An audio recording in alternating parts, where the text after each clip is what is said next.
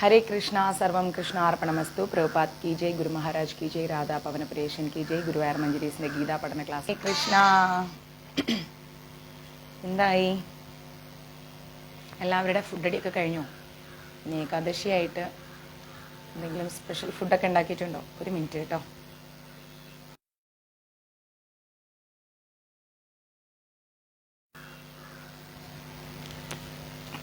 എന്തെങ്കിലും സ്പെഷ്യൽ ഫുഡൊക്കെ ഉണ്ടാക്കിയിട്ടുണ്ടോ ആരെങ്കിലും കഴിക്കാൻ പറ്റിയ കപ്പയോ കാച്ചിലോ അങ്ങനെ എന്തെങ്കിലും ക്യാമറ ഒന്ന് തുറക്കട്ടെ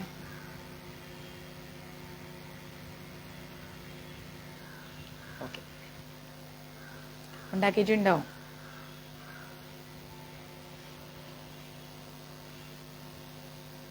ഇല്ല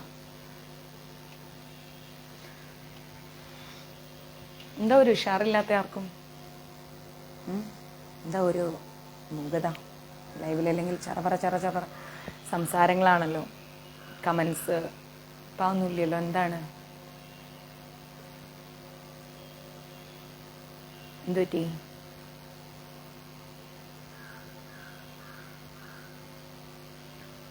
എന്താ മിണ്ടാണ്ടിരിക്കണ എല്ലാവരും ഒന്നും ഉണ്ടാക്കിയിട്ടില്ല ശാലിനി മാതാജി ഒന്നും ഉണ്ടാക്കിയിട്ടില്ല സുമി അനൂപ് രമണൻ പ്രഭു ഉഷ മാതാജി സുമ മാതാജി ഇല്ല ഉഷ മാതാജി ഇല്ല ഇന്നെല്ലാവരും സമരത്തിലാണ് ഒന്നും ഉണ്ടാക്കിയിട്ടില്ല സുജിത് പ്രഭു ജയ് ഗുരുദേവ് ഇന്ന് സമരം പ്രഖ്യാപിച്ചു അടുക്കളയ്ക്ക് ഒന്നും ഉണ്ടാക്കിയില്ലേ നമുക്കല്ലേ ഏകാദശിയുള്ളൂ വീട്ടിലുള്ളവർക്ക് ഏകാദശിയില്ലല്ലോ അപ്പോൾ കുട്ടികൾക്കും ഭർത്താവിനും മരുമക്കൾക്കൊക്കെ വേണ്ടിയിട്ട് ആരും ഒന്നും ഉണ്ടാക്കിയിട്ടില്ലേ അതോ അവരെയൊക്കെ പട്ടിണി കിട്ടു നേരത്തെ കയറാൻ സാധിച്ചില്ല കുഴപ്പമില്ല രമണൻ പ്രഭു അങ്ങനെയൊന്നുമില്ല ഫ്രൂട്ട്സ് കഴിച്ചു പിന്നെ മറ്റെന്തെങ്കിലും സ്പെഷ്യൽ ഒന്നുമില്ല മാതാജി ശ്രീകുമാരി നമുക്ക് എന്നും ഇങ്ങനെ തന്നെ മാതാജി സ്പെഷ്യലൊന്നുമില്ല നമുക്ക് നമ്മുടെ ഭഗവാൻ തന്നെ സ്പെഷ്യൽ അല്ലേ എന്നത്തെയും പോലെ ഇന്നത്തെ ദിവസവും കഴിഞ്ഞു അങ്ങനെയാണോ എനിക്ക് ഉറക്കം വരുന്നു സാറില്ല അങ്ങനെയാണോ രാജേശ്വരി മാതാജി ഹരേ കൃഷ്ണ ബോറടിക്കുന്നുണ്ടോ അടുപ്പിച്ച് ക്ലാസ് എടുത്തിട്ട് കുറേ ദിവസം ഇല്ലാത്തതുകൊണ്ടാണ് ഇന്ന് എടുത്തത് അതുകൊണ്ടാണ് ഞാൻ നിങ്ങളോട് വെറുതെ സംസാരിക്കുന്നത് അമ്പലത്തിൽ ഉത്സവമാണ് തൃശ്ശൂർ പൂരൊക്കെ ആണല്ലോ അല്ലേ ബോറടിക്കുന്നുണ്ടോ പാൽക്ക് പനീർ കൊള്ളാലോ എനിക്ക് മഞ്ചരീസിൽ ഇട്ട് തരുമോ അതെങ്ങനെ ഉണ്ടാക്കുന്നു എന്ന് ഉണ്ടാക്കി നോക്കട്ടെ കിച്ചൂട്ടന് കൊടുക്കാലോ ബോറടിക്കുന്നുണ്ടോ അതെ എന്ത് ചെയ്യും ഇപ്പം നമ്മൾ ബോറടി മാറ്റാൻ ഗീത എടുക്കണ്ട ഗീത എടുത്താൽ ഒന്നുകൂടെ ബോറടിക്കും മാല സൂപ്പർ വേറെ എന്തെങ്കിലും കഥ പറഞ്ഞു തന്നാലോ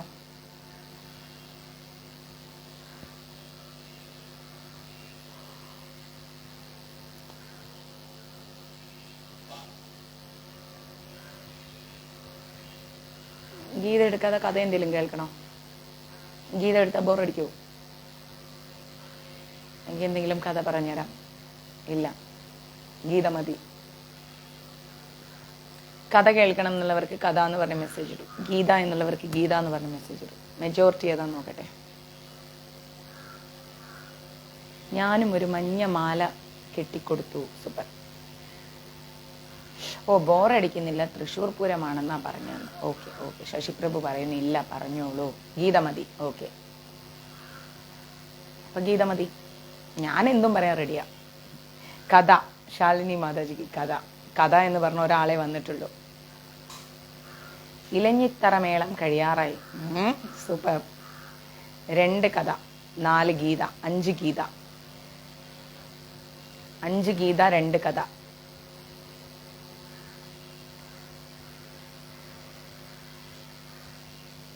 അഡ്രസ്സ് വെച്ചു ഞാൻ അയച്ചുതരാം സ്പെഷ്യൽ പപ്പടം ഇവിടെ കിട്ടും വാങ്ങി അയച്ചുതരാം മറ്റന്നാൾ ഞങ്ങളുടെ അമ്പലത്തിൽ ഉത്സവം തുടങ്ങുകയാണ്. 11 ദിവസം മഞ്ജരീസ് കുടുംബത്തിന് സ്വാഗതം. ചോറുണ്ടോ? ഞങ്ങൾ വരും. അന്നദാനമുണ്ടെങ്കിൽ ഞങ്ങൾ വന്നിരിക്കും അല്ലേ? അമ്പലത്തിൽ അന്നദാനം കഴിക്കാൻ ഞങ്ങൾക്ക് ഭയങ്കര ഇഷ്ടമാണ്. ഊണുണ്ടെങ്കിൽ ഞങ്ങൾ വരും. 3 കഥ 4 കഥ 8 ഗീത, 5 കഥ 8 ഗീത, 5 കഥ 8 ഗീത, 9 ഗീത എന്നും ഉണ്ടെന്നോ? എന്നാൽ ഞങ്ങൾ നോക്കട്ടെ, അഡ്രസ്സ് ഇടും. 10 ഗീത. ഗീത തന്നെയാണ് മെജോറിറ്റി പോയിക്കൊണ്ടിരിക്കുന്നത്. അത്രയ്ക്ക് ഇഷ്ട ഗീത. 6 കഥ.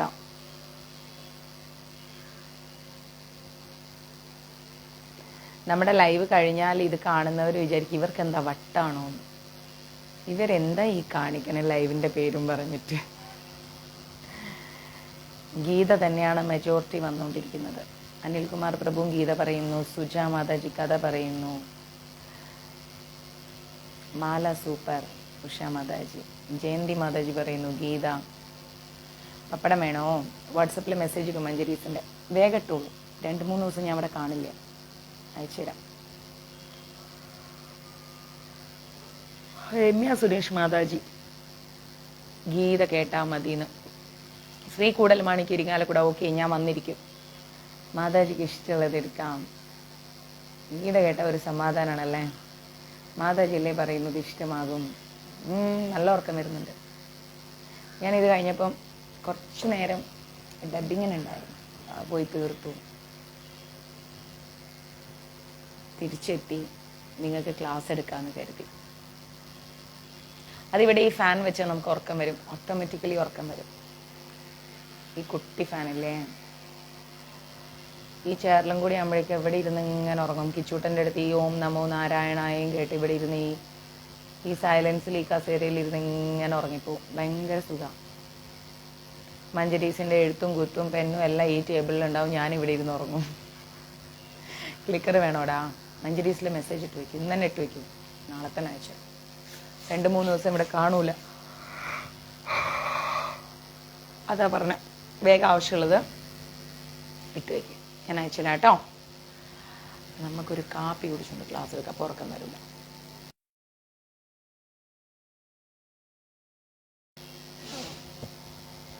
ഇഷ്ടമുള്ളത് എടുക്കാം. എനിക്കെല്ലാം ഇഷ്ടം. നമുക്ക് ഗീത എടുക്കാം. ഗീത നമുക്ക് വേഗം. എന്നിട്ടൊരു കഥയും പറഞ്ഞുതരാം. കഥ പറയാൻ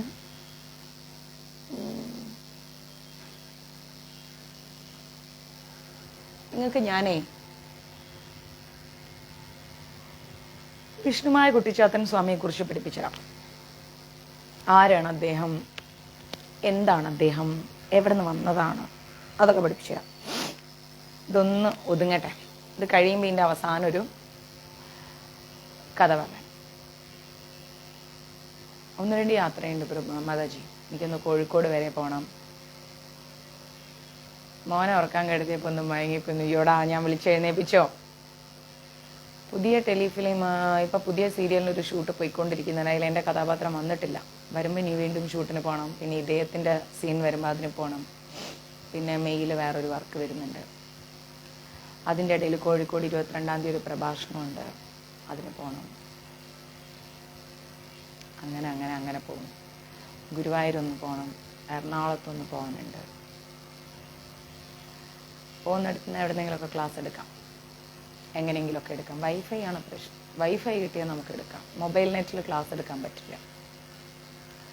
അതാ കാര്യം. നോക്കട്ടെ, വൈഫൈ ഉള്ളിടത്ത് എത്തുമ്പോൾ ക്ലാസ് എടുക്കാം. അല്ലേ കുട്ടി ലൈവായിട്ട് വരാം. നിങ്ങളെ മിസ് ചെയ്യില്ല, ഞാൻ കാണാൻ വേണ്ടി വരും.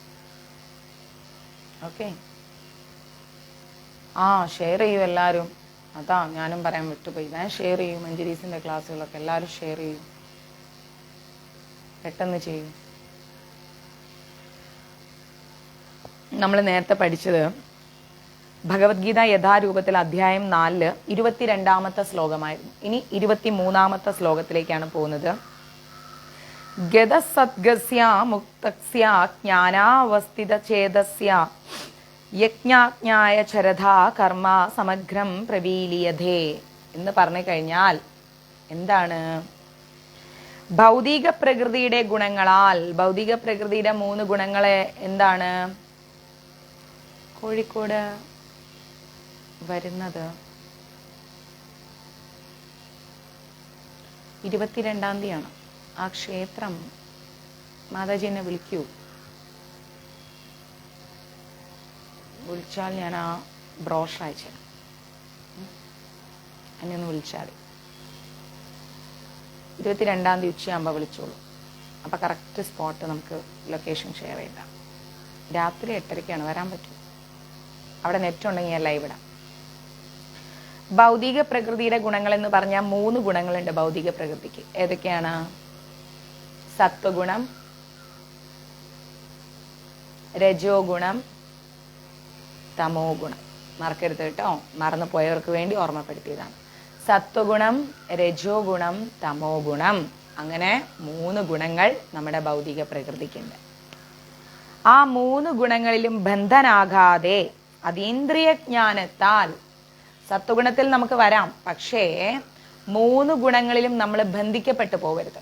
ബന്ധിക്കപ്പെട്ടു പോകാതെ അതീന്ദ്രിയ ജ്ഞാനത്താൽ, അതായത് ഭഗവാനെ നല്ല രീതിയിൽ അറിഞ്ഞുകൊണ്ട്, നമുക്ക് എല്ലാ ക്ലാസ്സിലും പറയുന്നത് പോലെ വലിയ ആസക്തികളും ആഗ്രഹങ്ങളും ഒന്നും ഇല്ലാതെ നല്ല മനസമാധാനത്തോടു കൂടി പോവുകയാണെങ്കിൽ, അങ്ങനെ ആ ഒരു അതീന്ദ്രിയ ജ്ഞാനത്തിൽ നിന്ന് കഴിഞ്ഞാൽ നമ്മുടെ കർമ്മങ്ങളെല്ലാം ദിവ്യതയിൽ വിലയം പ്രാപിക്കുന്ന പറയുന്നത്. അതായത് നമ്മൾ ചെയ്യുന്ന, ഞാൻ ഇപ്പം സ്തുതി ആലോചിച്ചിട്ടേ ഉള്ളൂ, അപ്പോഴേക്കെത്തി. എന്തെങ്കിലും ജോലി തിരക്കിലായിരിക്കും എന്നിങ്ങനെ മനസ്സിൽ ചിന്തിച്ചപ്പോഴേക്കെത്തി. അപ്പം അങ്ങനെയൊന്നും നമ്മൾ ഒരു തരത്തിലുള്ള ഭൗതിക പ്രകൃതിയുടെ ഒരു ഗുണങ്ങളിലും പോയി തലവെച്ച് കൊടുക്കാതെ നമ്മൾ എന്ത് ചെയ്യണം? നമ്മളിങ്ങനെ ഒരു പ്രത്യേകിച്ച് ആഗ്രഹങ്ങളും ആവശ്യങ്ങളും എന്താ പറയുക അങ്ങനെയൊന്നും ഇല്ലാണ്ട് നമ്മളിങ്ങനെ ഒരു സ്മൂത്ത് ആയിട്ടുള്ള ഒരു ലൈഫിൽ പോവുകയാണെങ്കിൽ, നമുക്ക് എന്തെങ്കിലും കിട്ടണം എന്ന് നമ്മളിങ്ങനെ എന്താ പറയുക, ചാലക്കുടിയൊക്കെ വരാറുണ്ട്, എന്തെങ്കിലും കിട്ടണം എന്നൊക്കെ നമ്മളിങ്ങനെ ജോലി കഴിഞ്ഞ് എത്തിയിട്ടേളൂ എന്ന് ഏകാദശി കാണില്ല അല്ലേ, കഴിച്ചില്ലെങ്കിൽ പോയിട്ട് കുളിച്ചിട്ട് കഴിച്ചിട്ട് വന്നോളൂ സുധി, കുഴപ്പമില്ല, ചെല്ലും പാവം. അതിൻ്റെ അമ്മയ്ക്ക് വയ്യല്ലോ, വീട്ടിലെ പണി ഉണ്ടാവും, പുറത്തത്തെ ജോലി ഉണ്ടാവും. അപ്പം നമ്മളിങ്ങനെ ഭൗതിക പ്രകൃതിയുടെ പ്രശ്നങ്ങളിലും ഈ ഇതിലൊന്നും പോയി ഇങ്ങനെ തലവെക്കാതെ, നമുക്ക് എന്തെങ്കിലും ആഗ്രഹങ്ങളൊക്കെ ഉണ്ടെങ്കിൽ ആഗ്രഹങ്ങൾ നടന്നില്ലെങ്കിൽ നമുക്ക് ഭയങ്കര സങ്കടം, നിരാശയാണ്. നിരാശ നമുക്ക് പറയാം, നിരാശ നമുക്ക് പാടില്ല ജീവിതത്തിൽ, മനസ്സിലായില്ലേ? നമുക്ക് നിരാശയൊന്നും വേണ്ട. നമ്മളെ കളിയാക്കിയവരൊക്കെ ഉണ്ടാവും, നമ്മളെ അപമാനിച്ചവരുണ്ടാവും, നമ്മളെ കുടുംബത്തിൽ കയറ്റാത്തവരുണ്ടാവും, അംഗീകരിക്കാത്തവരുണ്ടാവും. ചിലപ്പോൾ കുടുംബത്തിനോടൊക്കെ എന്തെങ്കിലുമൊക്കെ സഹായം മേടിച്ചിട്ട് സമയത്തിന് കൊടുക്കാൻ പറ്റാണ്ട് കല്യാണ വീടുകളിലും മരണ വീടുകളിലും മറ്റ് ചടങ്ങുകൾ നടക്കുന്ന വീടുകളിലൊക്കെ വെച്ച് നമ്മൾ അവഹേളിച്ച് സംസാരിച്ചിട്ടുണ്ടാവാം, നമ്മളെ മക്കളോട് ഇൻസൾട്ട് ചെയ്ത് പറഞ്ഞിട്ടുണ്ടാവാം. പല പല പ്രതിസന്ധികളും നമ്മുടെ ജീവിതത്തിൽ ഉണ്ടാവും. സാരില്ല, പോട്ടെ, അതൊക്കെ ഭഗവാൻ നമ്മളെ കാണുന്നുണ്ട്, അറിയുന്നുണ്ട്, മനസ്സിലായില്ലേ? ഭഗവാൻ അറിയുന്നുണ്ട്. അതൊക്കെ നമ്മളെ പല ഫംഗ്ഷനിൽ നിന്നും മാറ്റി നിർത്തിയിട്ടുണ്ടാവാം. അങ്ങനെ പല പല കാര്യങ്ങളും നമ്മളോട് ചെയ്തിട്ടുണ്ടാവാം നമ്മുടെ കുടുംബങ്ങളൊക്കെ. അതിലൊന്നും മനസ്സിലാത്തൊന്നും കൊടുക്കണ്ട, അതൊക്കെ വിട്ടേക്കൂ. കാരണം അതൊക്കെ നമ്മളേതോ ജന്മത്തിൽ അനുഭവിക്കേണ്ട അപമാനങ്ങളും ഒറ്റപ്പെടലുകളെല്ലാം ആയിരിക്കാം ഈ ജന്മത്തിൽ നമ്മൾ അങ്ങനെ അനുഭവിച്ചു പോകുന്നത്. മഞ്ജരീസ് നിങ്ങൾ ആരെയും മാറ്റി നിർത്തില്ല, നിങ്ങൾ ആരെയും ഒഴിവാക്കൂല്ല, മനസ്സിലായില്ല? അപ്പം അതുകൊണ്ട് തന്നെ നമ്മുടെ രക്തബന്ധങ്ങളും ബന്ധുമിത്രാദികളൊക്കെ അങ്ങനെ ചെയ്തു കഴിഞ്ഞാലും നമ്മളതൊരു പുഞ്ചിരിയോടുകൂടി തള്ളണം. കാരണം അവരവരുടെ സംസ്കാരം കാണിച്ചു, നമ്മൾ നമ്മുടെ ക്വാളിറ്റി കാണിക്കുന്നു, മനസ്സിലായില്ലേ? അത്രയേ ഉള്ളൂ. എറണാകുളത്ത് ഫ്ലവേഴ്സിലാണ് വരുന്നത്. അപ്പം നമ്മൾ നമ്മുടെ ക്വാളിറ്റി കാണിക്കുന്നു, അവരവരുടെ സംസ്കാരം കാണിക്കുന്നു. നമ്മുടെ ക്വാളിറ്റി എന്താണ്? ക്ഷമിക്കുക എന്നുള്ളത്. എന്നോടും ആരൊക്കെയോ ഇങ്ങനെയൊക്കെ കാണിച്ചിട്ടുണ്ട്, എൻ്റെ കുടുംബത്തിൽ പലരും കാണിച്ചിട്ടുണ്ട്, ഇന്നും കാണിച്ചു കൊണ്ടിരിക്കുന്നവരുണ്ട്. ഞാൻ അതേക്കുറിച്ചൊന്നും വെറിയിലേ ചെയ്യാറില്ല. എന്തിനാത്? എന്താവശ്യം? നമ്മൾ നമ്മുടെ കാര്യം ചെയ്യുന്നു, നമ്മുടെ വഴിക്ക് പോകുന്നു, അവരവരുടെ കാര്യം ചെയ്യുന്നു, അവരെ വഴിക്ക് പോകുന്നു. അവരങ്ങനെ കുറേ സംസ്കാരങ്ങൾ കാണിച്ച് അവരെവിടെ എത്തിപ്പെടാനാ? എവിടെ എത്തിപ്പെടൂല. പക്ഷെ നമുക്ക് വ്യക്തമായ ലക്ഷ്യമുണ്ട് അല്ലേ? ഭഗവാൻ എന്നൊരു ലക്ഷ്യമുണ്ട്. അപ്പം അങ്ങനെയുള്ള ലക്ഷ്യത്തിലേക്ക് നമ്മൾ പോകുമ്പം അതിൻ്റെ ഇടയ്ക്ക് ഇങ്ങനെയുള്ള കാര്യങ്ങളൊന്നും നമ്മളെ എന്താ പറയുക, നമ്മുടെ മനസ്സിനെ തളർത്തരുത്, മനസ്സിലാവുന്നില്ലേ? നമ്മൾ ലക്ഷ്യബോധത്തോടു കൂടി പോകുന്നവരാണ്, അവർ ലക്ഷ്യബോധം ഇല്ലാതെ പോകുന്നവരാണ്. അപ്പം അതുകൊണ്ട് തന്നെ നമ്മുടെ മനസ്സിനെ തളരാതെ നോക്കേണ്ടത് നമ്മളാണ്, മറ്റാരുമല്ല.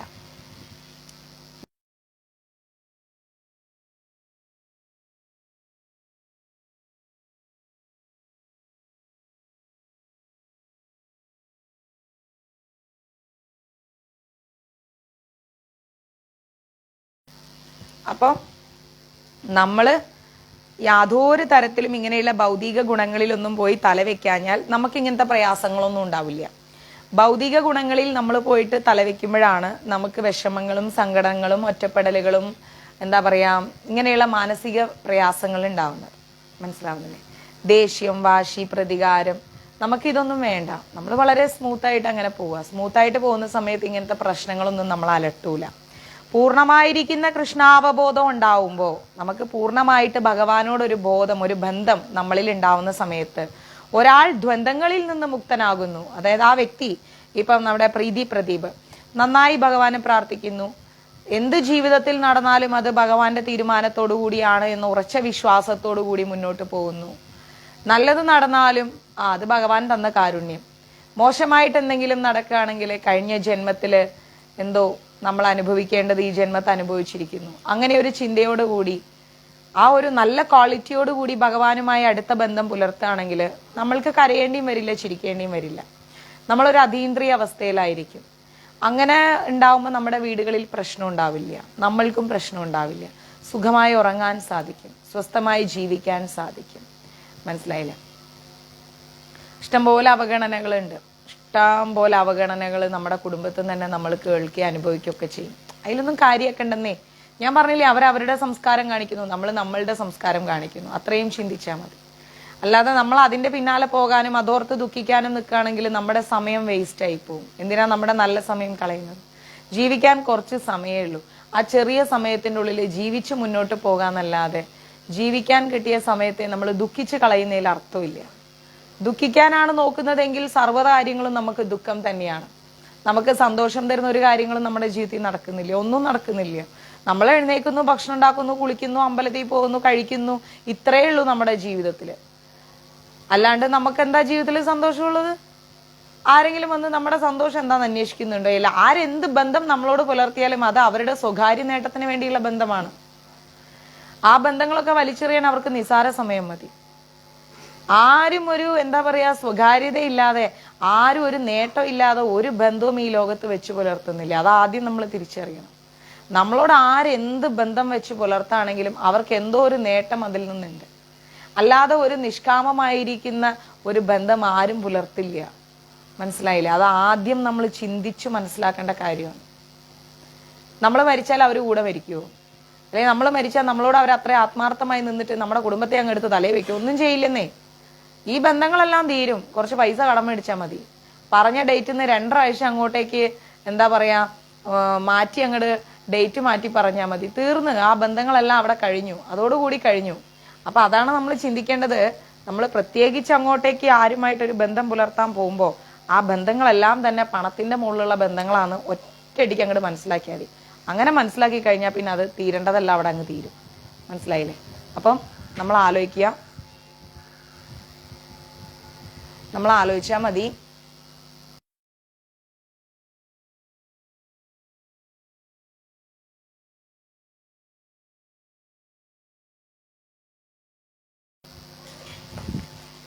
അപ്പം നമ്മൾ അത്രയും ചിന്തിച്ചാൽ മതി. അതുകൊണ്ട് തന്നെ പ്രത്യേകിച്ച് ഒരു ആത്മാർത്ഥമായിരിക്കുന്ന ബന്ധങ്ങളൊന്നും ഈ ലോകത്ത് ഇല്ല. ശാശ്വതമായിരിക്കുന്ന ഒരു ബന്ധവും ഇല്ല. പക്ഷെ ഭഗവാൻ നമ്മളുമായിട്ടൊരു ബന്ധം വെക്കുന്നത് ഒരിക്കലും അദ്ദേഹത്തിന്റെ ഒരു നേട്ടത്തിനല്ല, നമ്മുടെ നന്മയ്ക്ക് വേണ്ടിയിട്ടാണ്. ആ നന്മ നമ്മളാണ് മനസ്സിലാക്കേണ്ടത്. മനസ്സിലായില്ലേ? ആ നന്മ നമ്മൾ മനസ്സിലാക്കണം. ആ നന്മ മനസ്സിലാക്കി നമ്മൾ ശാശ്വതമായിരിക്കുന്ന ആ പ്രേമബന്ധത്തിൽ എന്നും ഉറച്ചു നിൽക്കാൻ ശ്രമിക്കണം. അതോടെ ത്രിഗുണങ്ങളുടെ മാലിന്യമെല്ലാം നീങ്ങിപ്പോവും നമ്മുടെ ജീവിതത്തിൽ നിന്ന്. നമ്മളെ ഈ 3 ഗുണങ്ങളാൽ നമുക്ക് എന്തെങ്കിലും എന്താ പറയാ മാലിന്യം ഉണ്ട് എങ്കിൽ ആ മാലിന്യം മുഴുവൻ നീങ്ങിപ്പോവും. എല്ലാ മാലിന്യവും അങ്ങ് നീങ്ങിപ്പോവും. എന്താവശ്യത്തിന് നമ്മൾ ആരോടെങ്കിലും കടം ചോദിക്കുന്നു? ഉള്ളത് കൊണ്ട് ജീവിച്ചു പോവുക. അതിൻ്റെ മേളിലേക്ക് എന്തെങ്കിലും വേണം തോന്നുമ്പോഴാണ് കടം ചോദിക്കാൻ തോന്നുന്നത്. കടമൊന്നും ചോദിക്കേണ്ട ആവശ്യമില്ല. ഗുരുവായൂരപ്പൻ്റെ കാരുണ്യം കൊണ്ട് ഇന്നിവിടെ നല്ലൊരു ജോലിയുണ്ട്. ആ ജോലിയിൽ കിട്ടുന്ന കാശ് മതി. അത് സിനിമ കണ്ടും ഡ്രസ്സ് മേടിച്ചും തീർക്കാനാണെങ്കിൽ ആ വഴിക്ക് അങ്ങ് തീരും. പിന്നെ കടം മേടിക്കേണ്ടി വരും. സിനിമ കണ്ടും ഡ്രസ്സ് മേടിക്കുകയും ആർഭാട ജീവിതം ഇല്ലാതെയും മുന്നോട്ട് പോവുകയാണെങ്കിൽ നല്ല രീതിക്ക് മുന്നോട്ട് പോവാം. അത്രയേ ഉള്ളൂ. എൻ്റർടൈൻമെൻ്റ് ഉണ്ട്. നമ്മളെ കയ്യിൽ ലക്ഷ്മി ദേവി വരുമ്പോൾ നമ്മുടെ മുമ്പിൽ 2 ഓപ്ഷൻ ഉണ്ട്. ആവശ്യമുള്ള ജീവിതമുണ്ട്, ആവശ്യമില്ലാത്ത ജീവിതമുണ്ട്. ആവശ്യമില്ലാത്ത ജീവിതത്തിലൂടെ പോവുകയാണെങ്കിൽ നമ്മുടെ കയ്യിൽ ദേവി നിൽക്കില്ല. ആവശ്യമുള്ള ജീവിതത്തിലൂടെ പോവുകയാണെങ്കിൽ നമുക്ക് ആവശ്യങ്ങൾ കുറഞ്ഞുകൊണ്ടേയിരിക്കും. പിന്നെ വീടുകളിലാണെങ്കിലും നമ്മൾ കുറച്ച് ചിലവ് ചുരുക്കി ജീവിക്കാൻ പഠിക്കുകയാണെങ്കിൽ ഉറപ്പായിട്ടും നമുക്ക് എന്താവും, നമ്മുടെ ജീവിതം സുഗമമായിട്ട് മുന്നോട്ട് പോകും. സ്വസ്ഥമായി മുന്നോട്ട് പോകുന്നു മാത്രമല്ല, സ്വസ്ഥമായിട്ട് കിടന്നുറങ്ങാനും പറ്റും. അല്ലെങ്കിൽ നമ്മുടെ ഉറക്കവും പോവും, സമാധാനവും പോവും, ആകെപ്പാടെ ബഹളമായിരിക്കും. അതിൻ്റെ ആവശ്യമൊന്നുമില്ല. പിന്നെന്താ പറയുന്നത്, കൃഷ്ണനുമായി ബന്ധത്തിലുള്ള തൻ്റെ മൂലസ്വരൂപം അറിയാവുന്ന ഒരാൾക്ക് മുക്തനാവാം. നമ്മൾ ഭഗവാനുമായിട്ടൊരു ആത്മബന്ധം വെക്കുമ്പം ആ ആത്മബന്ധത്തിൻ്റെ അടിത്തറ, ഭഗവാന്റെ മൂലസ്വരൂപം അത് മനസ്സിലാക്കി കഴിഞ്ഞാൽ ആർക്കും ഒരാൾക്കും നമ്മളെ തളർത്താൻ കഴിയില്ല. ഒരാൾക്കും നമ്മളെ ദ്രോഹിക്കാനും വിഷമിപ്പിക്കാനും കഷ്ടപ്പെടുത്താനും പ്രയാസപ്പെടുത്താനും ഒന്നും കഴിയില്ല. പാലം കുലുങ്ങിയാലും കേളം കുലുങ്ങൂലാന്ന് കേട്ടിട്ടില്ലേ? ആരെന്ത് പറഞ്ഞാലും നമ്മൾ കല്ല് പോലെ നിൽക്കും. എന്തും പറഞ്ഞോട്ടെന്ന് എത്രത്തോളം പറയാൻ പറ്റും, എത്രത്തോളം പറയാൻ പറ്റും? ഒരു ഫോണിൻ്റെ അപ്പുറത്തും ഇപ്പുറത്തും ഇരുന്ന് നമ്മളെക്കുറിച്ച് കുറ്റം പറയുമ്പം അവരാലോചിക്കേണ്ടത് എന്താണെന്നറിയോ? എന്ത് നേട്ടമാണ് ഞാൻ ഈ പറയുന്നത് കൊണ്ട് എനിക്ക് കിട്ടുന്നത്, ഇത് ഭഗവാൻ അറിയുന്നില്ലേ എന്ന് ചിന്തിക്കണം. എന്ത് നേട്ടമാണ് ഞാൻ ഇവരെക്കുറിച്ച് സംസാരിക്കുമ്പോൾ എനിക്ക് കിട്ടുന്നത്, ഈ സമയം ഞാൻ ഇതിനു വേണ്ടി ചെലവഴിക്കുമ്പോൾ എനിക്ക് എന്ത് ലാഭമുണ്ട്? ഇത് ഞാനും ഈ ഫോണിൻ്റെ അപ്പുറത്തുള്ള വ്യക്തി മാത്രമല്ല അറിയുന്നത്, പരമകാരുണ്യവാനായിരിക്കുന്ന ഭഗവാൻ അറിയുന്നുണ്ട്. ആ ഭഗവാനിൽ നിന്ന് എനിക്ക് കിട്ടുന്ന തിരിച്ചടികൾ വേറെ രീതിയിലായിരിക്കും. അത് എൻ്റെ ജീവിതത്തെ എങ്ങനെ ബാധിക്കുമെന്ന് നമ്മൾ നല്ലോണം ആലോചിക്കണം. നല്ലോണം ആലോചിച്ചിട്ട് വേണം നമ്മൾ എന്ത് ചെയ്യാൻ, ആരെക്കുറിച്ചും കുറ്റം പറയാൻ പാടില്ല, പറയരുത്. ഇന്ന് എല്ലാവർക്കും അറിയാം ശരി ഏതാണ് തെറ്റേതാണ് എന്ന്, അല്ലേ? എക്സാം എഴുതട്ടെ മാതാജി? അപ്പോൾ ശരി ഏതാണ് തെറ്റ് ഏതാണെന്ന് ആർക്കും അറിയാം. അതേക്കുറിച്ച് ചിന്തിച്ച് മനസ്സിലാക്കി മര്യാദയ്ക്ക് മുന്നോട്ട് പോവാം. അല്ലാണ്ട് കുറ്റം പറയാൻ പോയി കഴിഞ്ഞാൽ വലിയ പ്രശ്നമാണ്. ഇപ്പോൾ ചില വ്യക്തികൾ അവർ വളരെ എന്താ പറയുക, നിസ്വാർത്ഥമായിട്ട് ഒരാളെ ബഹുമാനിക്കും, സ്നേഹിക്കും. അവർ നല്ല ഒരാളാണ്, കുഴപ്പമില്ല, നല്ല നല്ല വ്യക്തിത്വമുള്ള ഒരാളാണ് എന്നൊക്കെ പറയും. അങ്ങനെ സ്നേഹിച്ച് മുന്നോട്ട് പോകും. പക്ഷെ ആ വ്യക്തി ഇവരെ കാണുന്നത് എങ്ങനെയാണെന്നുള്ളത് ഇവർക്ക് അറിഞ്ഞുകൂടാ. മനസ്സിലായി? എ എന്ന് പറയുന്ന വ്യക്തി ബി എന്ന് പറയുന്ന വ്യക്തിയെ നല്ല രീതിയിൽ ബഹുമാനിക്കും, സ്നേഹിക്കും. നല്ല ഒരു സ്ഥാനം ഈ എയുടെ ജീവിതത്തിൽ ബി എന്ന് പറയുന്ന വ്യക്തിക്ക് കൊടുക്കും. പക്ഷെ ബി എന്ന് പറയുന്ന വ്യക്തി എ എന്ന് പറയുന്ന വ്യക്തിയെ കാണുന്നത് എങ്ങനെയാണെന്ന് എക്ക് അറിഞ്ഞുകൂടാ. പുറമേ കാണിക്കുന്ന ആ ഒരു പാലും തേനും മാത്രമേ ഉള്ളൂ, വാക്കുകളും മാത്രമേ ഉണ്ടാവുള്ളൂ. പക്ഷെ ബി എന്ന് പറയുന്ന വ്യക്തിയുടെ യഥാർത്ഥ സ്വരൂപം എ എന്ന് പറയുന്ന വ്യക്തി കണ്ടിട്ടുണ്ടാവില്ല. പക്ഷേ മൂന്നാമത്തെ ആളായിരിക്കുന്ന സി എന്ന് പറയുന്ന വ്യക്തി കണ്ടിട്ടുണ്ടാവും. എ ബി സി അങ്ങനെ 3 വ്യക്തികൾ. എ എന്ന് പറയുന്ന വ്യക്തിക്ക് ബി എന്ന് പറയുന്ന വ്യക്തിയെ നല്ല ബഹുമാനവും സ്നേഹവും നല്ല സ്ഥാനവും ഒക്കെ ആയിരിക്കും. അവർ നല്ല നല്ല വ്യക്തി, നല്ല വ്യക്തി എന്നൊക്കെ പറയും. പക്ഷെ സി എന്ന വ്യക്തിക്ക് അറിയാം ബി എന്ന് പറയുന്ന വ്യക്തി ഏത് തരക്കാരായിട്ടുള്ള ആളാണെന്ന്. കാരണം എന്താ? ബി എന്ന് പറയുന്ന വ്യക്തി പോയിട്ട് വരും ബി എന്ന് പറയുന്ന വ്യക്തി സി എന്ന് പറയുന്ന വ്യക്തിയോട് എ എന്ന് പറയുന്ന വ്യക്തിയെ കുറിച്ച് സംസാരിച്ചിട്ടുണ്ടാവും. അപ്പൊ സി എന്ന് പറയുന്ന വ്യക്തി ആലോചിക്കുകയാണ്, ഈ എ എത്ര നന്നായിട്ടാണ് ബിയെ സ്നേഹിക്കുന്നത്, എ എന്ന് പറയുന്ന വ്യക്തി എത്ര ബഹുമാനത്തോടെയാണ് ബി എന്ന് പറയുന്ന വ്യക്തിയെ സ്നേഹിക്കുന്നത്, എത്ര നല്ല സ്ഥാനമാണ് കൊടുത്തിരിക്കുന്നത്. എന്നിട്ടും ഈ ബി എന്ന് പറയുന്ന വ്യക്തി ആള് കൊള്ളാലോ എന്ന് സി എന്ന് പറയുന്ന വ്യക്തി മനസ്സിലാക്കിയിട്ടുണ്ടാവും. അതെന്തുമാത്രം ആ സി എന്ന് പറയുന്ന വ്യക്തിക്കുള്ളിൽ വിഷമം ഉണ്ടാക്കിയിട്ടുണ്ടാവും. അപ്പൊ അവരെന്ത് നിലപാടാ സ്വീകരിക്കുക? നിശബ്ദത പാലിക്കും. സി എന്ന് പറയുന്ന വ്യക്തി നിശബ്ദത പാലിക്കും. എന്നിട്ട് എന്ത് ചെയ്യും? ഭഗവാന് വിട്ടുകൊടുക്കും. അങ്ങനെയും ബന്ധങ്ങളുണ്ട്. അപ്പൊ നമ്മളെ കാണുമ്പോൾ പൊക്കി പറയുന്ന എല്ലാ നാവുകളും നല്ലതാണെന്ന് നമ്മൾ ചിന്തിക്കരുത്, ഒരിക്കലും ചിന്തിക്കരുത്. അവർക്കുള്ളിൽ മറ്റൊരു മുഖമുണ്ട്. അത് നമ്മൾ മനസ്സിലാക്കി കഴിഞ്ഞാൽ അവരുമായിട്ടൊരു അകൽച്ച വളരെ അനിവാര്യമാണ്. അകന്നേ പറ്റൂ. ഭഗവാനെ പൂജിക്കുന്ന നമ്മളുടെ മുമ്പിൽ അവരുടെ ആ ഒരു പൊയ്മുഖം കാണിച്ചു തരും ഭഗവാൻ, ഉറപ്പായിട്ടും കാണിച്ചു തരും. അപ്പോഴും ഈ എ എന്ന് പറയുന്ന വ്യക്തി വളരെ സിമ്പിളാണ്, നിഷ്കാമമായി എല്ലാവരെയും ബഹുമാനിക്കുന്നു, സ്നേഹിക്കുന്നു, ഒന്നും അറിയുന്നില്ല.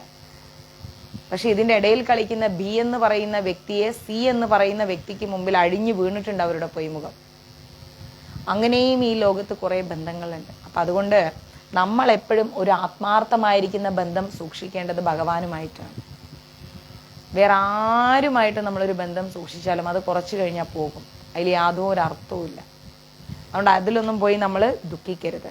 കൃഷ്ണനുമായിട്ടുള്ള ബന്ധം വെക്കുമ്പം ആ മൂലസ്വരൂപം നമ്മൾ അറിഞ്ഞിരിക്കണം. അദ്ദേഹം നമ്മളോട് ജന്മജന്മാന്തരങ്ങളായിട്ട് വെക്കുന്ന ഒരു ബന്ധമുണ്ട്. നമ്മളാണ് അദ്ദേഹത്തെ നമ്മളാണ് അദ്ദേഹത്തെ ഈ ജന്മത്തിൽ അറിയാൻ വൈകിയത്. എല്ലാ ജന്മത്തിലും നമ്മൾ അറിയുന്നുണ്ട്, വളരെ കുറച്ച്. നന്നായി അറിഞ്ഞു കഴിഞ്ഞാൽ പിന്നെ ഇങ്ങോട്ട് വരേണ്ട ആവശ്യമില്ല, ഈ ഭൂമിയിലേക്ക് വരേണ്ട കാര്യമില്ല. ഭഗവാൻ വരുത്തില്ല, നമ്മൾ അദ്ദേഹത്തിന് കൂടെ നിർത്തും. അദ്ദേഹത്തെ അറിയുന്നവരെ മാത്രമേ അദ്ദേഹം കൂടെ നിർത്തും, അറിയാത്തവരെ അദ്ദേഹം കൂടെ നിർത്തില്ല. പോയിട്ട് അറിഞ്ഞിട്ട് വരാൻ പറയും.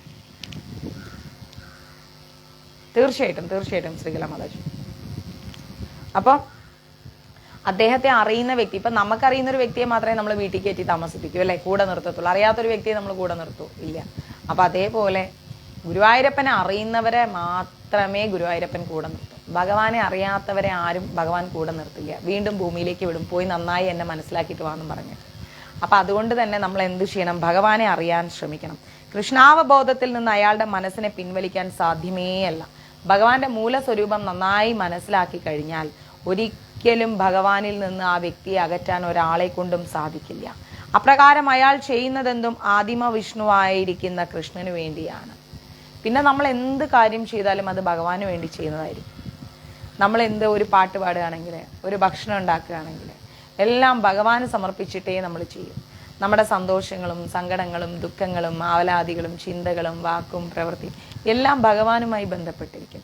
ഭഗവാനുമായി എല്ലാം ബന്ധപ്പെടുത്തി അങ്ങനെ മുന്നോട്ട് പോയി കഴിഞ്ഞാൽ എന്താ ഉണ്ടാവാന്നറിയോ? നമ്മളെ തളർത്താനും ആരെ കൊണ്ടും പറ്റില്ല, നമ്മളെ സന്തോഷിപ്പിക്കാനും ആരെ കൊണ്ടും പറ്റില്ല. നമ്മളുടെ മുന്നിൽ നമ്മളെ കണ്ണ് കെട്ടിയിട്ട് എന്ത് കളി കളിച്ചാലും അതെല്ലാം നമ്മൾ അറിയും, ഉറപ്പായിട്ടും അറിയും. ഭഗവാൻ അറിയിപ്പിച്ച് തരും. ഇല്ലെങ്കിൽ നമ്മൾ എന്താ ചെയ്യുക? അവരെ അങ്ങ് വല്ലാതെ അങ്ങ് സ്നേഹിക്കും, അല്ലേ? വല്ലാതെ അങ്ങ് നമ്മൾ ആത്മാർത്ഥമായി സ്നേഹിക്കും, അവരെക്കുറിച്ച് ഒന്നും മനസ്സിലാക്കാതെ. പക്ഷെ അവർ നമ്മളെക്കുറിച്ച് എന്താ മോശമായിട്ടായിരിക്കും ഇപ്പുറത്തൊക്കെ സംസാരിക്കുന്നത്. അപ്പം അങ്ങനെയുള്ള വ്യക്തികളെല്ലാം ഭഗവാൻ നല്ല വ്യക്തമായിട്ട് നമ്മുടെ മുമ്പിൽ കാണിച്ചു തരും. എല്ലാ പൊയ്മുഖങ്ങളും നമ്മളെ മുമ്പിൽ ഭഗവാൻ കാണിച്ചു. അതൊരു വഴക്കിനും പ്രശ്നത്തിനും പോവുകയല്ലേ ചെയ്യേണ്ടത്. അവിടെ നമ്മൾ സാത്വിക മനോഭാവമാണ് ഉപയോഗിക്കേണ്ടത്. അവരിൽ നിന്ന് അകലം പാലിക്കുക. അവർക്കും അറിയാം എന്തുകൊണ്ടായിരിക്കും ഇവർ അകലം പാലിക്കുന്നത് എന്ന്. ഞാൻ അവരെക്കുറിച്ച് എന്തെല്ലാം പറഞ്ഞു എന്ന് ആ വ്യക്തിക്കും അറിയാം. നമ്മൾ നമ്മളുടെ മര്യാദ കാണിക്കണം, അവരവരുടെ സംസ്കാരം കാണിച്ചു. നമ്മൾ എന്ത് ചെയ്യണം? അകലം പാലിക്കുക. അകലം പാലിച്ചാൽ ഒരു കുഴപ്പവും ഇല്ല, ഒരു ബഹളവും ഉണ്ടാവില്ല. അങ്ങനെ മുന്നോട്ട് പോയാൽ മതി. നമുക്ക് ആരോടും വഴക്കും വേണ്ട, പ്രശ്നവും വേണ്ട, അഭിപ്രായ വ്യത്യാസവും വേണ്ട, ഒന്നും വേണ്ട. പരമപുരുഷനായിരിക്കുന്ന കൃഷ്ണനെ പ്രീണിപ്പിക്കുവാൻ വേണ്ടി ചെയ്യുന്നവയാണ് യജ്ഞങ്ങൾ, അല്ലെ? ഭഗവാനെ സന്തോഷിപ്പിക്കാനാണ് നമ്മൾ യജ്ഞങ്ങൾ ചെയ്യുന്നത്. അതുകൊണ്ട് അയാളുടെ പ്രവർത്തനങ്ങളെല്ലാം യജ്ഞങ്ങളാണ്. നമ്മൾ എന്ത് നല്ല പ്രവൃത്തി ചെയ്യുന്നുവോ, എന്ത് ധാർമ്മിക പ്രവൃത്തി ചെയ്യുന്നുവോ അതെല്ലാം യജ്ഞമാണ്. അതൊരു ജപമാവട്ടെ, ധ്യാനമാവട്ടെ, ശ്ലോകമാവട്ടെ, എല്ലാം എന്താണ്? ഒരു യജ്ഞമാണ്. ആ യജ്ഞം നമ്മൾ എന്ത് ചെയ്യണം? ജീവിതകാലം മുഴുവൻ ആ യജ്ഞം ചെയ്തുകൊണ്ടേയിരിക്കണം. നിവേദ്യങ്ങൾ ഉണ്ടാക്കിയിട്ട് ഭഗവാനെ സമർപ്പിക്കുക, ഇതൊക്കെ ഒരു യജ്ഞമാണ്.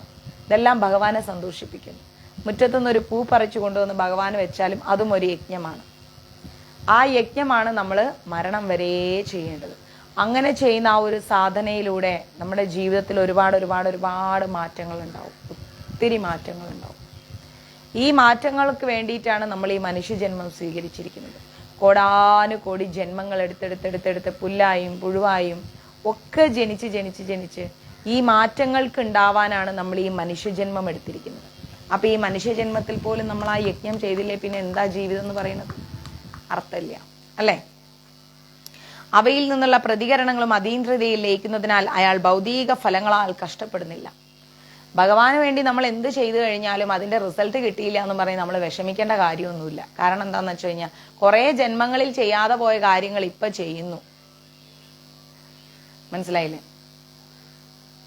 കുറേ ജന്മങ്ങളിൽ നമ്മൾ ചെയ്യാതിരുന്ന കാര്യങ്ങളെല്ലാം കൂടി ഈ ജന്മത്തിൽ ചെയ്യാണ്. അപ്പൊ ഭഗവാനാണെ കുറേ ജന്മങ്ങളുടെ കാര്യങ്ങളാണ് നമ്മളോട് ക്ഷമിക്കുന്നത് ഈ ജന്മത്തിലൂടെ. അതും മനസ്സിലാക്കണം. കുറേ ജന്മങ്ങളുടെ കാര്യങ്ങളാണ് ഈ ജന്മത്തിലൂടെ ക്ഷമിക്കുന്നത്. ക്ഷമിച്ച് ഇങ്ങനെ ഇരിക്കുകയാണ്. അപ്പൊ നമ്മളെ ആയിരിക്കും നമ്മൾ 10 ദിവസമായി വിളക്ക് വെക്കുന്നത്, 10 ദിവസമായി നേര്യം വെക്കുന്നത്, നമുക്കൊരു റിസൾട്ടും കിട്ടുന്നില്ലല്ലോ. അങ്ങനെയൊന്നും ചിന്തിക്കരുത്, അങ്ങനെയൊന്നും ഒട്ടും ചിന്തിക്കരുത്.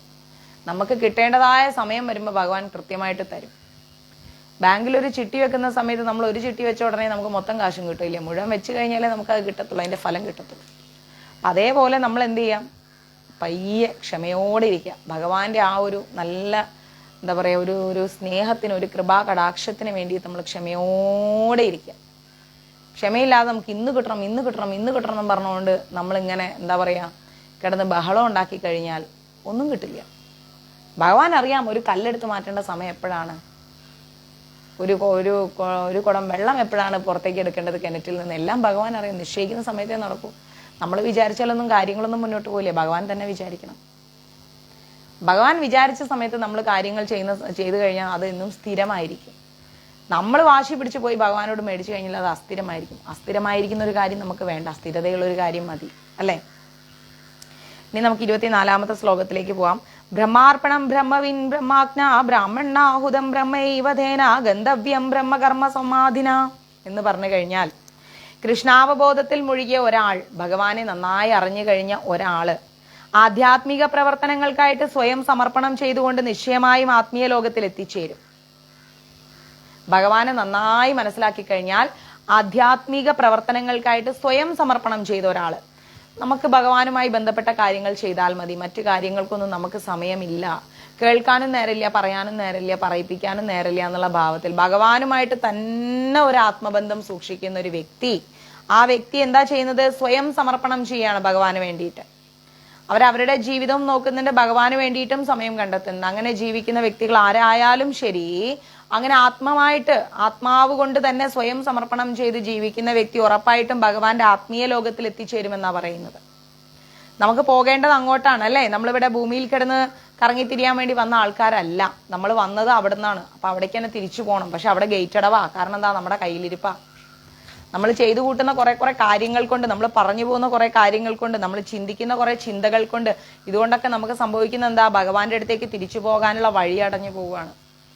ഭഗവാന്റെ അടുത്തേക്ക് എത്താൻ പറ്റിയിട്ടില്ല എന്നാണെങ്കിൽ ഈ ലോകത്ത് വീണ്ടും ജനിച്ച് നമ്മൾ നിരവധി പ്രശ്നങ്ങളാണ് അനുഭവിക്കുന്നത്. ഈ ജന്മത്തിരുന്നിട്ട് അടുത്ത ജന്മത്തിന്റെ കഥ പറഞ്ഞാൽ ആരെ തലയിലും കയറൂല. പക്ഷെ ഈ ജന്മത്തിന്റെ ദുഃഖങ്ങൾ പറഞ്ഞാൽ കയറും. ഇതിന്റെ 100 ഇരട്ടി ദുഃഖങ്ങൾ വേറെ കാത്തിരിക്കുന്നുണ്ടെന്ന് പറഞ്ഞാൽ ജീവിതം തന്നെ തീർന്നു, സൈലന്റ് അറ്റാക്ക് വരും. അപ്പൊ ഇത്രത്തോളം ദുഃഖം അനുഭവിച്ചിട്ട് നമ്മളെ കൊണ്ട് സഹിക്കാൻ പറ്റുന്നില്ല. അപ്പൊ ഇതിന്റെ 100 ഇരട്ടി ദുഃഖം അനുഭവിക്കാൻ ഇനിയും ജനിക്കാന്ന് പറയുമ്പോൾ ഒന്ന് ആലോചിച്ച് നോക്കിക്കേ. അപ്പൊ അതൊന്നും വേണ്ട. ഇനി പരീക്ഷണങ്ങളൊന്നും താങ്ങാനുള്ള അവസ്ഥയും ശക്തിയൊന്നും ഇല്ല നമുക്ക്. പരീക്ഷണങ്ങളും അല്ല, ചെയ്തു കൂട്ടിയ പ്രശ്നങ്ങളാണ് ഈ അനുഭവിക്കുന്നത്. പലതരത്തിൽ അപകട മരണമായിട്ടും ബന്ധം തകരുന്നതായിട്ടും പല പല പല പല പല കാരണങ്ങൾ കൊണ്ട്, സാമ്പത്തിക പ്രയാസങ്ങളും അരക്ഷിതാവസ്ഥയും ഒക്കെ നമ്മുടെ കയ്യിലിരിപ്പോണ്ട് നമ്മൾ അനുഭവിക്കുന്നതാണ്. അപ്പോൾ എന്താ നമ്മൾ ചെയ്യേണ്ടതെന്ന് വെച്ച് കഴിഞ്ഞാൽ, നമ്മളിങ്ങനെ ഒരു പ്രയാസങ്ങളും പ്രതിസന്ധികളും ഒന്നും ഇല്ലാതെ നമ്മൾ ആർക്കും ഭാരമാവാതെ മുന്നോട്ട് പോവുക. ഒരാൾക്കും ഭാരമാവണ്ട. എന്നെ സ്നേഹിക്കുക, എന്നോട് മിണ്ട്, എനിക്കിതാ ഞാൻ ഞാൻ ഞാൻ ഞാൻ എന്നുള്ള ഭാവം നമ്മൾ ആരിലും കൊടുക്കണ്ട. ആരോടും സ്നേഹവും കരുതലും പിടിച്ചു വാങ്ങാൻ നമുക്ക് കഴിയില്ല. ആരെയും നിർബന്ധിപ്പിച്ച് സ്നേഹിപ്പിക്കാനും കഴിയില്ല. പറ്റൂല. അവർക്ക് താല്പര്യം ഉണ്ടെങ്കിൽ അവർ നമ്മളെ സ്നേഹിക്കും. ആ മക്കളായാലും ശരി, മരുമക്കളായാലും ശരി, ഭർത്താവായാലും ശരി, ഭാര്യയായാലും ശരി, സഹോദരങ്ങളായാലും ശരി, അച്ഛനും അമ്മയും ആരായാലും ശരി, അവരോടൊക്കെ സ്നേഹം കിട്ടണം. നമുക്ക് വാശി പിടിക്കാൻ പറ്റുമോ? വാശി പിടിക്കാൻ പറ്റില്ല. കുറേ കാര്യങ്ങൾ ചെയ്തിട്ടും നീ എന്താ ചെയ്തതെന്ന് വെച്ച് കഴിഞ്ഞാൽ നമുക്ക് അതിന് ഉത്തരമില്ല. അപ്പോഴും തലകുനിച്ച് നിൽക്കാനേ പറ്റും. ചെയ്തതെല്ലാം വിവരിക്കാൻ പോയി കഴിഞ്ഞാൽ നമുക്കൊട്ട് മനസ്സിൽ നിൽക്കുകയില്ല. കാരണം കണക്കെഴുതി വെച്ചിട്ടല്ലല്ലോ നമ്മൾ കുടുംബങ്ങൾക്കൊന്നും ചെയ്തു കൊടുത്തിരിക്കുന്നത്, സ്വന്തം മക്കൾക്ക് പോലും. പിന്നെ അവർ കണക്ക് വയ്ക്കുമ്പോൾ നമ്മൾ എന്ത് പറയും? ഒന്നും പറയാനില്ല. അപ്പം നമ്മൾ എന്ത് ചെയ്യാം? നിശബ്ദമായിട്ടിരിക്കുക. ആ നിശബ്ദതയാണ് നമ്മുടെ നിഷ്കാമമായ ഭക്തി എന്ന് പറയുന്നത്.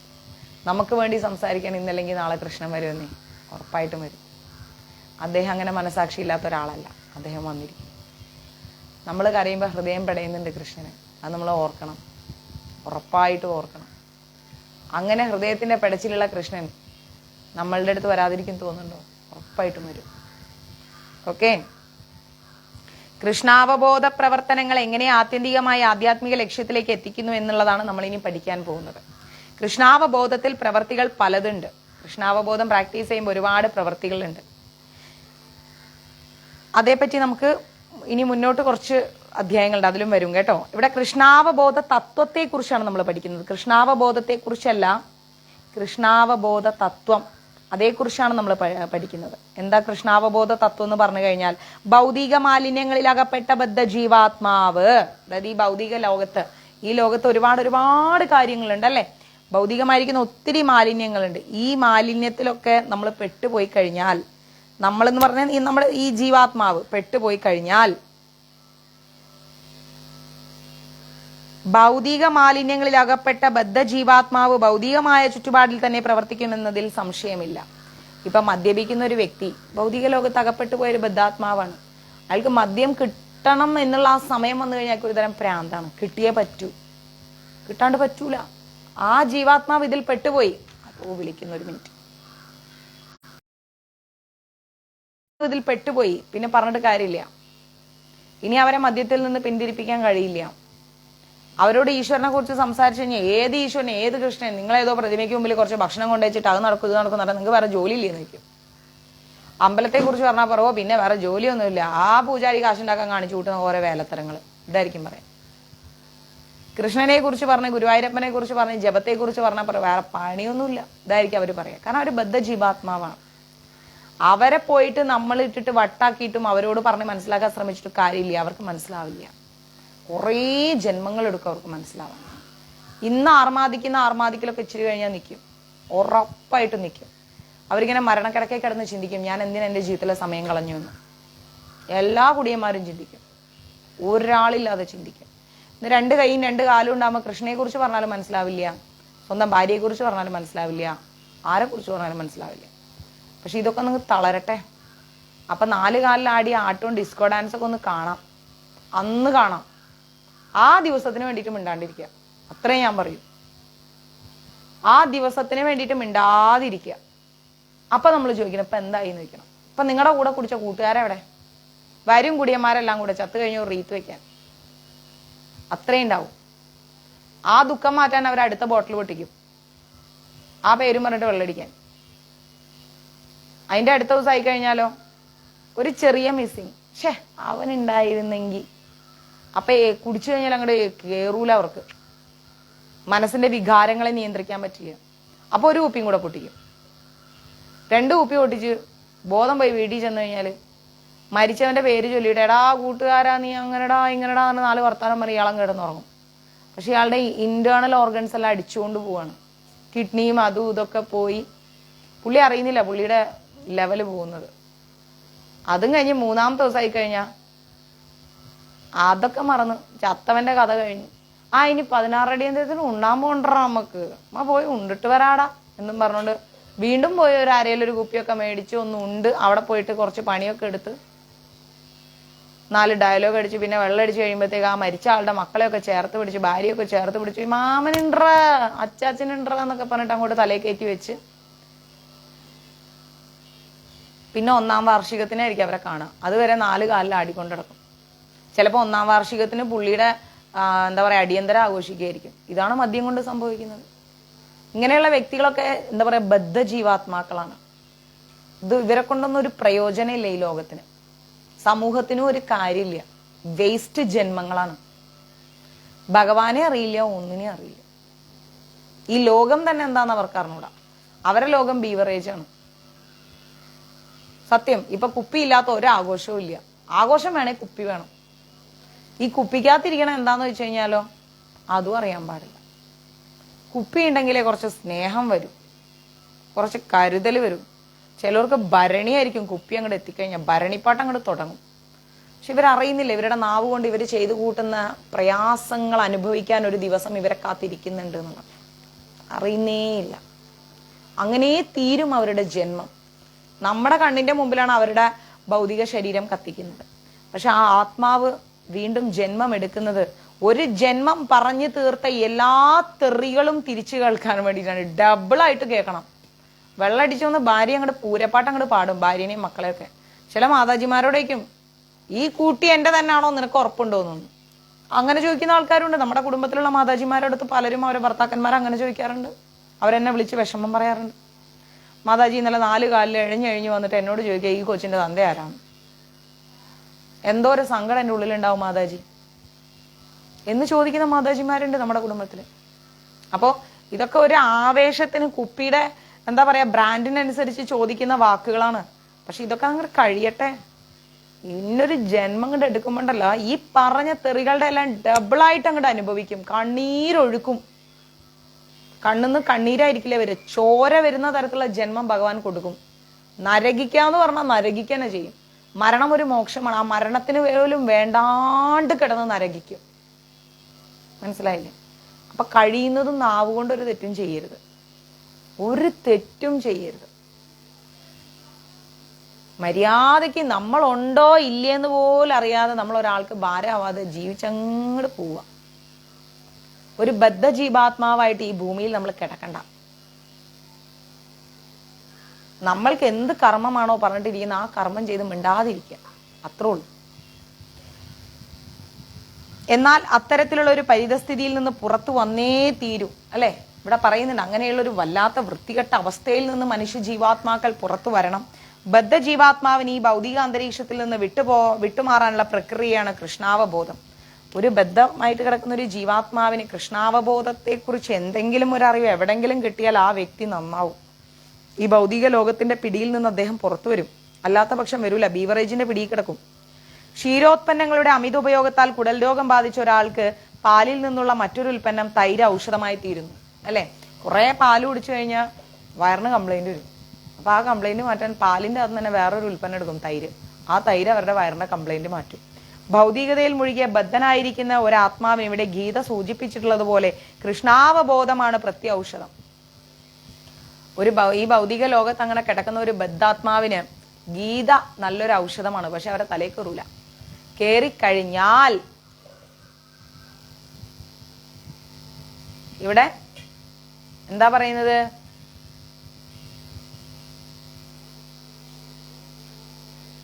അതെ, നമുക്ക് അതിന്റെ ആവശ്യമില്ല. എന്തിനാ അത് മദ്യം കഴിച്ചിട്ട് എന്ത് കിട്ടാൻ? കുറെ കാശും പോവും, നേരവും പോവും, ആരോഗ്യം പോവും, സമാധാനവും പോവും, ജീവിതവും പോവും. അതിലൊന്നും നേട്ടമൊന്നുമില്ല. അപ്പോ കൃഷ്ണാവബോധം ഒരു ഔഷധമാവുന്നത് പോലെ നമ്മൾ എന്ത് ചെയ്യണം? ഗീത എന്ന് പറയുന്നത് നമ്മൾ പറയും ഇവരെ തലയിൽ കയറില്ല, അവരെ തലയിൽ കയറും. പക്ഷെ എപ്പോഴെങ്കിലും ഒരു ദിവസം എല്ലാ ജീവാത്മാവിന്റെ തലയിലും ഗീത കയറും. എല്ലാ ജീവാത്മാവിനെയും ഭഗവാൻ ഒരു എന്താ പറയുക, ഒരു റീപ്രോസസിങ് നടത്തിയിട്ട് ഇവിടുന്ന് കൊണ്ടുപോകും. അല്ലാതെ ഇവിടെ ഇടൂല ഭഗവാൻ. കഷ്ടപ്പെടുത്തി കഷ്ടപ്പെടുത്തി കഷ്ടപ്പെടുത്തി കഷ്ടപ്പെടുത്തി ഇങ്ങനെ അരച്ച് നന്നായി അരിച്ചെടുത്ത് അതിന്റെ ഏറ്റവും നല്ല ഭാഗമാക്കി കഴിഞ്ഞാലേ ഭഗവാൻ ഇവിടുന്ന് കൊണ്ടുപോകും. അല്ലാണ്ട് ഭഗവാൻ കൊണ്ടുപോകില്ല. ഇവിടെ തന്നെ കിടന്ന് അനുഭവിക്കും, ഇവിടെ തന്നെ കിടന്ന് അനുഭവിക്കും എന്ന് പറയും. അങ്ങനെ എല്ലാ ദുരിതങ്ങളും അനുഭവിച്ചു കഴിഞ്ഞാലേ ഭഗവാൻ നമ്മളെ കൊണ്ടുപോകും. അതാണ് കൃഷ്ണാവബോധം. ആ അവബോധം കൊണ്ട് അങ്ങ് നിറച്ചെടുത്തിട്ട് പഠിക്കേണ്ട പാഠം 18 ഭഗവാൻ പഠിപ്പിച്ചു തരും. എന്നിട്ടേ ഭഗവാൻ കൊണ്ടുപോകും. ഇല്ലെങ്കിൽ അവിടുന്ന് അഹങ്കാരം കാണിക്കേ. ഈ പ്രക്രിയയെ സാമാന്യമായി വിഷ്ണുവിന്റെ കൃഷ്ണന്റെ മാത്രം പ്രീതിക്ക് വേണ്ടി യജ്ഞം എന്ന് പറയുന്നു. ശരിക്കും ഭഗവാന്റെ സന്തോഷത്തിന് വേണ്ടിയാണ് ഭഗവാൻ നമ്മൾ അങ്ങനെ മാറ്റിയെടുക്കുന്നത്, അല്ലാണ്ട് നമ്മളുടെ സന്തോഷത്തിന് വേണ്ടിയല്ല. നമുക്ക് അവിടെ ചെല്ലുമ്പോൾ സന്തോഷം മാത്രമേ ഉണ്ടാവൂ. നമ്മൾ പിന്നെ ഈ ലോകത്ത് നടക്കുന്നത് എന്താന്ന് പോലും അറിയില്ല. ഇവിടെ ജീവിച്ചിരിക്കുമ്പോഴാണ് ഇവിടുത്തെ ബന്ധങ്ങളെ കുറിച്ച് നമ്മൾ അറിയുന്നത്. അവിടെ ആയിരുന്നപ്പോൾ നമുക്ക് അവിടുത്തെ ബന്ധങ്ങളായിരുന്നു വലുത്. അവിടെ വിട്ടുവരിക എന്ന് പറഞ്ഞാൽ ചിന്തിക്കാൻ പറ്റാത്ത കാര്യമായിരുന്നു. പക്ഷെ അവിടെ നിന്ന് വിട്ടു വരേണ്ടി വന്നു നമുക്ക്. അവിടെയും നമ്മുടെ കയ്യിലിരിപ്പ് കാണിച്ചു കാണും. അതുകൊണ്ട് ഭഗവാൻ താഴേക്ക് ഇട്ടത്. അപ്പൊ ഇനിയിപ്പോ ഇവിടെ ജീവിച്ചിരുന്ന ഇവിടുത്തെ ബന്ധങ്ങളൊക്കെ നമ്മൾ മരണത്തോടു കൂടി ഇവിടുത്തെ ബന്ധങ്ങളൊക്കെ മറന്നുപോകും. പിന്നെ നേരെ ആത്മാവ് അങ്ങോട്ട് പോകും. പിന്നെ നമുക്ക് ഇവിടെ ആരെ എങ്ങനെയാണുള്ള ഓർമ്മകളേ ഉണ്ടാവില്ല. ഭഗവാന്റെ അടുത്തേക്ക് പോയാലിട്ടോ, ഭഗവാന്റെ അടുത്ത് പോയിട്ടില്ലെങ്കിൽ ഭഗവാൻ ഇവിടെ തന്നെ ഇട്ടുതരും. അപ്പൊ ഇവിടെ കിടന്ന് ഇവിടുത്തെ ബന്ധങ്ങളിൽ കിടന്ന് അനുഭവിച്ചുകൊണ്ടേയിരിക്കും. ഇപ്രകാരം ലൗകിക കർമ്മങ്ങൾ കൃഷ്ണാവബോധത്തോടെ വിഷ്ണുവിന്റെ മാത്രം അനുഷ്ഠിക്കുന്നതിൽ നിമഗ്നതോതനുസരിച്ച് അന്തരീക്ഷം ആധ്യാത്മികമായി തീരും. നമ്മളിങ്ങനെ എപ്പോഴും ഭൗതിക ലോകം ഭഗവാന് വേണ്ടി മാത്രം ഉപയോഗിക്കുകയാണെങ്കിൽ ഈ ഒരു അന്തരീക്ഷം എന്ന് പറയുന്നത് നല്ല ആധ്യാത്മികം അന്തരീക്ഷമാവും. അതായത് ഒരു ക്ഷേത്രത്തിൽ നമ്മൾ പോവാന്ന് കരുതാം. ആ ക്ഷേത്രത്തിന്റെ അന്തരീക്ഷം എന്ന് പറയുന്നത് എപ്പോഴും നല്ല പോസിറ്റീവ് എനർജി ആയിരിക്കും. കാരണം അവിടെ ഭഗവാന് വേണ്ടി മാത്രമേ സമയം ചെലവഴിക്കാറുള്ളൂ. അല്ലാത്ത ഒരു കാര്യങ്ങളും അവിടെ നടക്കുന്നില്ല. ഒരു എന്താ പറയാ, ഒരു നല്ല പോസിറ്റീവ് വൈബ്രേഷൻ, ഒരു ധ്യാനം ചെയ്യാനും പ്രാർത്ഥിക്കാനും എല്ലാം ഒരു ശാന്തിയും സമാധാനം. അതേസമയം നമ്മൾ ഒരു കല്യാണ വീട്ടിൽ പോവുകയാണെങ്കിൽ അവിടെ ഒരു എൻജോയ്മെന്റ് മൂഡായിരിക്കും. ആ അന്തരീക്ഷം വേറൊരു അവസ്ഥയായിരിക്കും. അതേപോലെ ഒരു മരണ വീട്ടിൽ പോവുകയാണെങ്കിലും ആ അന്തരീക്ഷം വേറൊരു അവസ്ഥയിലായിരിക്കും. അപ്പൊ നമ്മൾ ഭഗവാന് വേണ്ടി എവിടെയാണോ സമയം ചെലവഴിക്കുന്നത് ആ അന്തരീക്ഷം എപ്പോഴും ആധ്യാത്മികമായിരിക്കുന്ന അന്തരീക്ഷമായിരിക്കും. അവിടെ ശാന്തി ഉണ്ടാവും, സമാധാനം ഉണ്ടാവും, പ്രശ്നങ്ങൾക്ക് ഒരു പരിഹാരം ഉണ്ടാവും, അസ്വസ്ഥതകൾ ഉണ്ടാവില്ല. അതേസമയം കല്യാണ വീട്ടിലൊക്കെ ആണെങ്കിൽ നമ്മൾ ഓക്കെ ശരി ഇതൊക്കെ ആയിരിക്കും അവസ്ഥ. പക്ഷേ ഒരു ക്ഷേത്രമായിരിക്കുന്ന സ്ഥലത്ത് പോവാണെങ്കിൽ എപ്പോഴും നമ്മളിങ്ങനെ കണ്ണുകളടച്ച് ഭഗവാനേ എന്ന് പറഞ്ഞിരിക്കും. ഒരു വല്ലാത്ത ഫീലായിരിക്കും അല്ലേ? നല്ല മഹാക്ഷേത്രങ്ങളിലൊക്കെ പോയാൽ, ഇപ്പൊ പല ക്ഷേത്രങ്ങളിലും കുറ്റം പറയാനാണ് ആൾക്കാർ പോണത്. പക്ഷെ എന്നാലും ചില ക്ഷേത്രങ്ങളുടെ അന്തരീക്ഷം പൂർണ്ണമായി ഭഗവാന് വേണ്ടി ഉപയോഗിക്കുന്ന സമയത്ത് നമ്മൾ അവിടെ എത്തിച്ചെല്ലുമ്പോൾ നമുക്ക് ഒരു പോസിറ്റീവ് വൈബ്രേഷൻ അറിയാതെ നമ്മളെ ശരീരത്തിലേക്ക് വരും. എന്നാൽ ചില സ്ഥലങ്ങളിൽ എത്തിച്ചേരുമ്പോൾ നമുക്ക് അവിടെ നിന്ന് എങ്ങനെയെങ്കിലും ഒന്ന് പോയാൽ മതി എന്നുണ്ടാവും. അപ്പൊ ഭഗവാന് വേണ്ടി നമ്മൾ എവിടെയാണോ സമയം ചെലവഴിക്കുന്നത്, അദ്ദേഹത്തിന് വേണ്ടി സമയം നമ്മൾ എവിടെ വിനിയോഗിക്കുന്നു, ആ അന്തരീക്ഷം ആധ്യാത്മികമായി തീരുന്ന പറയുന്നത്. ബ്രഹ്മം എന്നതിൻ്റെ ആത്മീയം എന്നാണ് അർത്ഥം. ബ്രഹ്മം എന്ന് പറഞ്ഞു കഴിഞ്ഞാൽ നമ്മൾ ഒരു ക്ഷേത്രത്തിലെടുത്ത് കഴിഞ്ഞാൽ നമ്മളിങ്ങനെ നല്ല ഹൃദയത്തോടു കൂടി നമ്മളിങ്ങനെ ഭഗവാനെ ഹൃദയത്തിൽ സ്ഥാപിച്ച് നമ്മളിങ്ങനെ ഒരു സൈലന്റ് മോഡിൽ ഇങ്ങനെ ഇരിക്കുന്നു അല്ലേ. ഒന്നിനെക്കുറിച്ചും കാണാതെ കേൾക്കാതെ ചിന്തിക്കാതെ ഭഗവാനെ മാത്രം ധ്യാനിച്ച് ഇങ്ങനെ കണ്ണുകൾ അടച്ചിങ്ങനെ ഇരുന്ന് കഴിഞ്ഞാൽ ഒരു ഭയങ്കര ആത്മീയത. കുറച്ച് കഴിഞ്ഞ് നമ്മുടെ കണ്ണങ്ങ് തുറന്നു കഴിഞ്ഞാൽ നമ്മളൊരു വേറൊരു നല്ല പീസ്ഫുൾ ആയിട്ടുള്ള ഒരു അന്തരീക്ഷത്തിലേക്ക് നമ്മളെത്തും. നമ്മുടെ മനസ്സും ശരീരവും എല്ലാം ഒരു ഒരു ഒരു കുറേ കാലം അതങ്ങ് പ്രാക്ടീസ് ചെയ്ത് കഴിഞ്ഞാൽ നമ്മുടെ മനസ്സ് ശാന്തമായി ശാന്തമായി ശാന്തമായി വരുന്നത് കാണാം. ആ ഒരു ആധ്യാത്മിക ബ്രഹ്മത്തെ നമ്മൾ അറിയുകയാണ്. ഭഗവാനുമായിട്ടുള്ള ആ ബന്ധം ഇങ്ങനെ അടുത്തടുത്തടുത്തടുത്തടുത്തടുത്തടുത്ത് ഇങ്ങനെ വരികയാണ്. മനസ്സിലാകുന്നില്ലേ? ആത്മീയമാണ് ഭഗവാൻ എന്ന് പറയുന്നത്. ആത്മീയമയമാണ് ഭഗവാൻ. ഭഗവാൻ എന്ന് പറഞ്ഞു കഴിഞ്ഞാൽ ആത്മീയമായിരിക്കുന്ന മയമാണ്. അതിനെ എത്തിപ്പിടിക്കുക എന്ന് പറയുന്നത് ചില്ലറ കാര്യമില്ല, പെട്ടെന്നൊന്നും നടക്കില്ല. അവിടുത്തെ ദിവ്യ ശരീരത്തിന്റെ കിരണങ്ങളാണ് ബ്രഹ്മജ്യോതിസ് എന്ന് പറയുന്നത്. നമ്മൾ ഭഗവാനോട് അടുക്കും തോറും നമുക്ക് കിട്ടുന്ന ഒരു സമാധാനം, നമ്മുടെ മുഖത്തുണ്ടാവുന്ന തേജസ്, നമുക്ക് ഉള്ളിൽ വരുന്ന സന്തോഷം, സമാധാനം, ഏകാഗ്രത, ഇതെല്ലാം അദ്ദേഹത്തിന്റെ ശരീരത്തിൽ നിന്ന് വരുന്ന ആ ഒരു ദിവ്യ ജ്യോതിസാണ് നമ്മളിലേക്ക് എത്തുന്നത്. ആ ജ്യോതിസ് എത്തുമ്പോൾ തന്നെ നമ്മളിങ്ങനെ ഒരവസ്ഥയിൽ പോവുകയാണെങ്കിൽ ഭഗവാനിലേക്ക് നമ്മൾ അടുക്കുന്ന സമയത്ത് എന്തായിരിക്കും നമ്മുടെ തേജസ്? ചിന്തിച്ചു നോക്കിക്കേ. ആത്മീയ പ്രഭാപൂരം എന്നാണ് അതിനറിയപ്പെടുന്നത്. നമ്മൾ കുറെ ഫേഷ്യൽ ചെയ്തിട്ടും ശാരീരിക സുഖചികിത്സ നടത്തിയിട്ടും ഉണ്ടാക്കുന്ന ജ്യോതിസ് അല്ല ഭഗവാനിൽ നിന്ന് കിട്ടുന്ന ജ്യോതിസ്. ആ ജ്യോതിസ് എന്ന് പറഞ്ഞാൽ നമ്മുടെ ഹൃദയത്തെയാണ് അങ്ങ് പ്രകാശമയമാക്കിക്കൊണ്ടിരിക്കുന്നത്. ആ പ്രകാശം നമ്മുടെ ശരീരം മുഴുവൻ അങ്ങനെ പ്രകാശിക്കുന്ന സമയത്ത് ഭയങ്കരമായിരിക്കുന്ന ഒരു ആത്മീയ പ്രഭാപൂരം നമ്മളിലേക്ക് വരുന്ന പറയുന്നത്. മനസ്സിലായില്ലേ? ഭയങ്കരമായിരിക്കുന്ന ഒരു ആത്മീയ പ്രഭാപൂരം നമ്മളിലേക്ക് ഇങ്ങനെ വരും. ആ ആത്മീയ പ്രഭാപൂരമാണ് നമ്മുടെ തേജസ് വർദ്ധിപ്പിക്കുന്നത്. എല്ലാ സത്തകളും ആ ബ്രഹ്മജ്യോതിസിൽ സ്ഥിതി ചെയ്യുന്നു. സമസ്തമായിരിക്കുന്ന സത്തകളുടെയും അടിസ്ഥാനം അത് എല്ലാം സ്ഥിതി ചെയ്യുന്നത് ഭഗവാനിലാണ്. ഒന്നും ഭഗവാനിൽ നിന്ന് വേർപെട്ട് നിൽക്കുന്നില്ല, എല്ലാം ഭഗവാനിലേക്കാണ് സ്ഥിതി ചെയ്തുകൊണ്ടിരിക്കുന്നത്. എന്നാൽ അത് മായ കൊണ്ടോ ഐന്ദ്രിയ വിഷയാസക്തി കൊണ്ടോ മറയ്ക്കപ്പെടുമ്പോൾ ഭൗതികമായി ആ സ്ഥിതി ചെയ്യുന്ന ജീവാത്മാക്കളെല്ലാം ഭഗവാൻ ഒരു അതീന്ദ്രിയ അവസ്ഥയിൽ നിന്ന് പുറത്തു കൊണ്ടുവന്ന് ഒരു മായാരൂപത്തിലാക്കി കഴിഞ്ഞാൽ അതെന്തായി? അത് ഭൗതിക ലോകമായി. ഒരു പേപ്പർ കൊണ്ടുപോയിട്ട് ഇപ്പോൾ ഫോട്ടോസ്റ്റാറ്റ് എടുത്തു കഴിഞ്ഞാൽ അതിൻ്റെ ഒറിജിനലും ഉണ്ട്, ഫോട്ടോസ്റ്റാറ്റ് ഉണ്ട്, രണ്ടും ഒരുപോലെ ഇരിക്കും. അതേപോലെയാണ് ഈ ലോകം നമ്മൾ കാണുന്ന പോലെ തന്നെയാണ് വേറെ ആ ഒരു ആധ്യാത്മിക ലോകത്ത് ഈ ഭൂമി അതുപോലെയുണ്ട്, ഇതേപോലെയുണ്ട്. പക്ഷെ അവിടെ ഭഗവാനുണ്ട്, ഇവിടെ ഭഗവാനില്ല. അതുകൊണ്ട് അവിടെ എല്ലാത്തിനും നിലനിൽപ്പുണ്ട്, ഇവിടെ ഒന്നിനും നിലനിൽപ്പില്ല. അവിടെ സത്വഗുണമാണ്, ഇവിടെ രജോ തമോ ഗുണമാണ്. ഫോട്ടോസ്റ്റാറ്റാണ്, നേരെ ഫോട്ടോസ്റ്റാറ്റാണ്. കൃഷ്ണാവബോധം കൊണ്ട് നമുക്ക് ഉടനെ ഈ മറ നീക്കാൻ പറ്റും.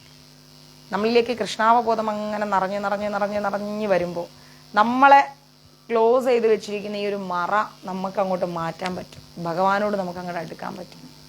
അങ്ങനെ അടുത്ത് കഴിയുമ്പം നമുക്ക് എല്ലാം ഒരു പുഞ്ചിരി കൊണ്ട് ഒതുക്കാൻ പറ്റും. ആരോടും പ്രശ്നമില്ല, പരാതിയില്ല, പരിഭവമില്ല, ഒന്നും കേൾക്കാൻ നിൽക്കണ്ട, ഒന്നും പറയാനുമില്ല. ആ മനോഭാവത്തിൽ നമ്മൾ അങ്ങനെ പോകും. അപ്രകാരം കൃഷ്ണാവബോധത്തിൽ അർപ്പിക്കപ്പെട്ടവയും ഈ നിവേദ്യത്തിന്റെ ഭോക്താവും. ഉപഭോഗ പ്രക്രിയയും നിവേദകനും ഫലവും എല്ലാം ചേർന്നതാണ് ബ്രഹ്മൻ അഥവാ നിരപേക്ഷ തത്വം എന്ന് പറയുന്നത്.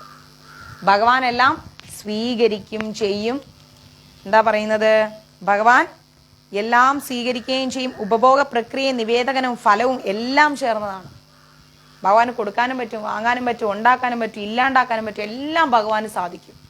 അതാണ് ബ്രഹ്മം എന്ന് പറയുന്നത്. ആ ബ്രഹ്മത്തെയാണ് നമ്മൾ ഭഗവാൻ എന്ന് പറയുന്നത്. ആ ഭഗവാനാണ് ഈശ്വരൻ എന്ന് പറയുന്നത്. ആ ഈശ്വരാണ് നിരപേക്ഷ തത്വം എന്ന് പറയുന്നത്. ക്ലിയർ? മായാച്ഛന്നമായിരിക്കുന്ന പരമസത്യമാണ് ഭൗതിക പദാർത്ഥം എന്ന് പറയപ്പെടുന്നത്. പരമസത്യത്തിനായി വിനിയോഗിക്കുമ്പോൾ അതിന് ആധ്യാത്മിക ഭാവം വീണ്ടും കിട്ടുന്നു. നമ്മൾ എന്ത് കാര്യങ്ങളും ഭഗവാന് വേണ്ടിയാണ് ഉപയോഗിക്കുന്നതെങ്കിൽ അത് ആധ്യാത്മികതയിലേക്ക് പോകും. നമ്മൾ ഓടി വന്നിട്ട് വിശന്നിട്ട് പാടില്ല എന്ന് പറഞ്ഞിട്ട് ഒരു പാത്രം ചോറെടുത്ത് അങ്ങോട്ട് കഴിച്ച് കഴിയുമ്പോഴത്തേക്ക് എല്ലാം കഴിഞ്ഞ് ഒന്ന് കെടുക്കണം ഭഗവാനെ കൃഷ്ണ ഗുരുവായൂരപ്പ എന്ന് പറഞ്ഞിട്ട് അങ്ങോട്ട് പോയി കിടക്കും. ഇത് ഭൗതികതയാണ്. നമ്മൾ വന്ന് കുളിച്ച് ഭഗവാന് പ്രസാദം വെച്ചിട്ട് ഭഗവാനെ കൃഷ്ണ ഗുരുവായൂരപ്പ അറിഞ്ഞു അറിയാതെയോ ചെയ്തു പോയ സമസ്താപരാധങ്ങളും പുറത്തുകൊണ്ട് കാത്തുരക്ഷിക്കണേ ഭഗവാനെ. ജന്മജന്മാന്തരങ്ങളായി അറിഞ്ഞ് അടിയൻ അറിയാതെ ചെയ്തു വന്നിരിക്കുന്ന സമസ്ത അപരാധങ്ങളും പുറത്ത് എത്രയോ കോടി ജന്മങ്ങളെടുത്ത് അടിയന് അങ്ങേ അറിയാൻ നൽകിയിരിക്കുന്ന ഈ മനുഷ്യജന്മത്തിൽ അങ്ങേ അറിയാനുള്ള അനുഗ്രഹം നൽകി അനുഗ്രഹിക്കണേ ഭഗവാനെ. സമസ്ത ജീവാത്മാക്കളെയും അങ്ങയുടെ തൃപാദങ്ങളിലേക്ക് എത്തിക്കണേ കൃഷ്ണ. ഗുരുവായൂരപ്പ നാരായണ, ഈ പ്രസാദം സ്വീകരിക്കൂ. മഹാപ്രസാദമായി തിരിച്ചു തന്നാലും ഭഗവാനെ അടിയനിലിരിക്കുന്ന സമസ്ത ദുരിതങ്ങളെയും മാറ്റിത്തരണേ. അടിയനിലിരിക്കുന്ന ബദ്ധ ചിന്തകളെയും എല്ലാം മാറ്റിത്തന്ന് ആധ്യാത്മിക ഉന്നതി അടിയന് നൽകിക്കൊണ്ട് ഭക്തിയിൽ ഉയർത്തണേ കൃഷ്ണാവബോധത്തിൽ പിടിച്ചു നിർത്തണേ കൃഷ്ണ. ഗുരുവായൂരപ്പ ഇതന്നെയാണ് ഞാൻ പ്രാർത്ഥിക്കാറ്. ഡെയിലി ഇങ്ങനെയാണ് പ്രാർത്ഥിക്കാറ്. അപ്പൊ ആ പ്രാർത്ഥന നമ്മൾ ഭഗവാന്റെ മുന്നിൽ അങ്ങോട്ട് കൊടുത്തു കഴിഞ്ഞാൽ, എന്നിട്ട് നമ്മളൊരു 10 മിനിറ്റ് കഴിയുമ്പോൾ ആ മഹാപ്രസാദം എടുത്തു കഴിഞ്ഞാൽ നമ്മൾ എന്തായി, നമ്മൾക്കുള്ളിൽ നല്ലൊരു പ്രകാശം അങ്ങ് വരും. അല്ലാണ്ട് പുറത്തുനിന്ന് ഓടി വന്നിട്ട് ചോറും ചെമ്പും എടുത്തിട്ട് അങ്ങോട്ട് കലം എടുത്തിട്ട് അങ്ങോട്ട് വെച്ച് അങ്ങോട്ട് തിന്നിട്ട് കൃഷ്ണ ഗുരുവായൂരപ്പാന്ന് പോയി കിടന്നു കഴിഞ്ഞാൽ ദഹനവും നടക്കില്ല, ഒന്നും നടക്കില്ല. ആ ജീവിതം വേസ്റ്റാണ്. ആദ്യം ഭഗവാന് സമർപ്പിച്ചിട്ട് അത് കഴിക്കാനുള്ള ക്ഷമ അത്രയെങ്കിലും നമ്മുടെ ജീവിതത്തിൽ നമ്മൾ കാണിക്കുകയാണെങ്കിൽ നമുക്ക് എന്ത് കിട്ടും? നമ്മുടെ ഒരു ജന്മമാണ് നമുക്ക് മോക്ഷത്തിലേക്ക് എത്തുന്നത്. ഇത്ര വർഷവും ജീവിച്ചിട്ട് മോക്ഷം കിട്ടിയില്ലേ പിന്നെ എന്തിനു പറ്റി? 10 കൊല്ലം സ്കൂളിൽ പോയിട്ട് +10ാം ക്ലാസ്സും +2 പാസ്സായില്ലേ പിന്നെ ജീവിതം വേസ്റ്റ് ആയി, പഠിച്ചെല്ലാം വെറുതെ ആയി പോയില്ല. അറ്റ്ലീസ്റ്റ് വലിയ റാങ്കൊന്നും എടുത്തില്ലെങ്കിലും മിനിമം മാർക്കോടുകൂടിയെങ്കിലും പാസ്സാവാമായിരുന്നു അല്ലേ? അതും ചെയ്തില്ല. അപ്പൊ അതേപോലെ ഇത്ര വയസ്സ് വരെ ജീവിച്ചിട്ടും ഈ ഒരു ജന്മം വേസ്റ്റ് ചെയ്ത് കളയരുത്. ഭഗവാൻ അറിഞ്ഞിട്ട് തന്നെ മുന്നോട്ട് പോകണം. അപ്പം ജീവിതം എന്തായി? മോക്ഷപ്രാപ്തിയിലേക്ക് എത്തും. മായാബോധത്തെ മായാബോധത്തെ ബ്രഹ്മബോധമാക്കി മാറ്റുന്ന പ്രക്രിയയാണ് കൃഷ്ണാവബോധം എന്ന് പറയുന്നത്. നമ്മളെല്ലാവരും മായയിൽ മുങ്ങിക്കിടക്കുന്ന ആൾക്കാരാണ്. മായാബോധമാണ് നമ്മൾക്കുള്ളിൽ പോകുന്നത്. നമുക്ക് അത് ചെയ്യണം, ഇത് ചെയ്യണം, അങ്ങനെ ചെയ്യണം, ഇങ്ങനെ ചെയ്യണം, അത് വാങ്ങണം, ഇത് വാങ്ങണം, അവിടെ പോകണം, ഇവിടെ പോകണം, ഇങ്ങനെ ഭയങ്കര മായാബോധമാണ്. ദൈനംദിന ജീവിതത്തിന്റെ പിന്നാലെ നമ്മൾ ഓടിക്കൊണ്ടിരിക്കുകയാണ്. ഒരു രക്ഷയില്ലാത്ത ഓട്ടോടിക്കൊണ്ടിരിക്കുകയാണ്. മാരത്തോൺ ഓട്ടോ ഓടണം, പക്ഷെ എവിടെ എത്തുന്നില്ല. ഈ ഓട്ടത്തെ നമ്മളൊന്ന് ചുരുക്കിയിട്ട് നമ്മൾ എന്ത് ചെയ്യണം? ബ്രഹ്മബോധമാക്കി മാറ്റിക്കഴിഞ്ഞാൽ ഭഗവാനെ ഞാൻ എന്തിനോടുന്നു?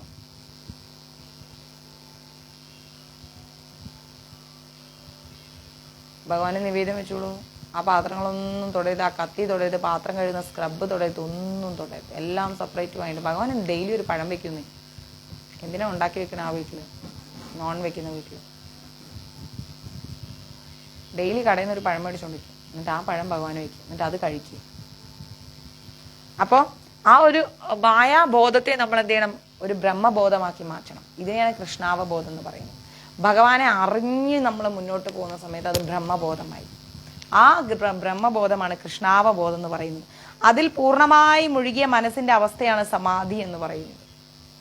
കൃഷ്ണാവബോധത്തിൽ മുഴുവനായിട്ട് നമ്മളങ്ങ് മുഴുകിയിരുന്നു കഴിഞ്ഞാൽ നമ്മളൊരു അതീന്ദ്രിയ അവസ്ഥയിൽ, ഒരു സമാധി അവസ്ഥയിലേക്ക് നമ്മൾ എത്തി. അപ്രകാരമുള്ള അതീന്ദ്രിയ ബോധത്തിൽ ചെയ്യുന്നത് എന്തും യജ്ഞം എന്ന് പറയപ്പെടുന്നു. അല്ലാണ്ട് കുറെ കാശങ്ങ് കൊണ്ടുകൊടുത്ത് കുറെ തളികയും പൂവും എല്ലാം കൊണ്ടുകൊടുത്തിട്ട് ഇങ്ങനെ വെച്ചിട്ട് ആ തിരുമേനി യജ്ഞം ചെയ്തോളൂ എന്ന് പറഞ്ഞാൽ അത് യജ്ഞാവില്ല. ശരിക്കും മായയിൽ നിന്നും കൃഷ്ണാവബോധത്തിലേക്കുള്ള ഒരു പ്രയാണമാണ് നമ്മുടെ ജീവിതം എന്ന് പറയുന്നത്. സത്യവാക്കാണത്.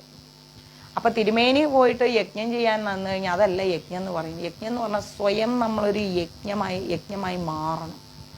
അതായത് നമ്മുടെ ഉള്ളിലുള്ള എല്ലാ കാര്യങ്ങളും നമ്മൾ അവബോധമായിരിക്കുന്ന നമ്മുടെ ഉള്ളിൻ്റെ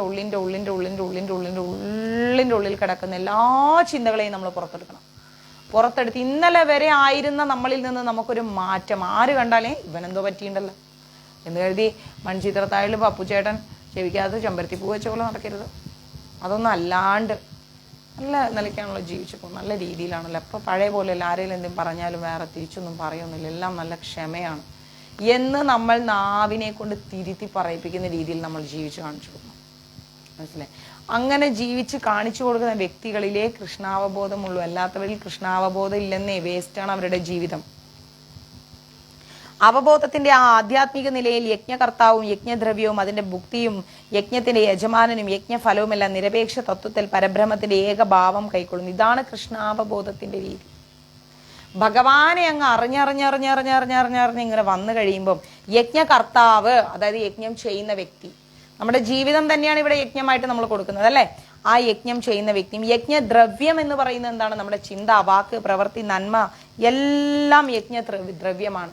ഈ യജ്ഞദ്രവ്യവും അതിന്റെ ഭുക്തിയും അതിന്റെ യജമാനനും, അതായത് ഈ യജ്ഞം സമർപ്പിക്കുന്ന നമ്മളും അത് സ്വീകരിക്കുന്ന ഭഗവാനും യജ്ഞഫലവും അതിൽ നിന്ന് കിട്ടുന്ന റിസൾട്ടും എല്ലാം നിരപേക്ഷ തത്വത്തിൽ, നിരപേക്ഷ തത്വം എന്ന് പറയുന്നത് സാക്ഷാൽ ഈശ്വരൻ, ആ നിരപേക്ഷ തത്വത്തിൽ പരബ്രഹ്മത്തിന്റെ ഏകഭാവം കൈക്കൊള്ളുന്നു എന്നാ പറയുന്നത്. ആരൊക്കെ യജ്ഞം ചെയ്യുന്നുവോ, ആരൊക്കെ യജ്ഞം ചെയ്യപ്പെടുന്നുവോ, യജ്ഞം ചെയ്യുമ്പോൾ അതിൽ എന്തെല്ലാം തരത്തിലുള്ള ഫലമൂലാദികൾ നമ്മൾ വെക്കുന്നു, ആ ഫലമൂലാദികളെല്ലാം എന്താണ്? നമ്മളുടെ ഉള്ളിലുള്ള വാക്ക്, ചിന്ത, പ്രവൃത്തി, നന്മ, തിന്മ, ആകുലത, കഷ്ടപ്പാട്, എല്ലാ കാര്യങ്ങളും ഇതെല്ലാം ആ ഫലമൂലാദികളായിട്ടാണ് നമ്മൾ സങ്കല്പിക്കുന്നത്.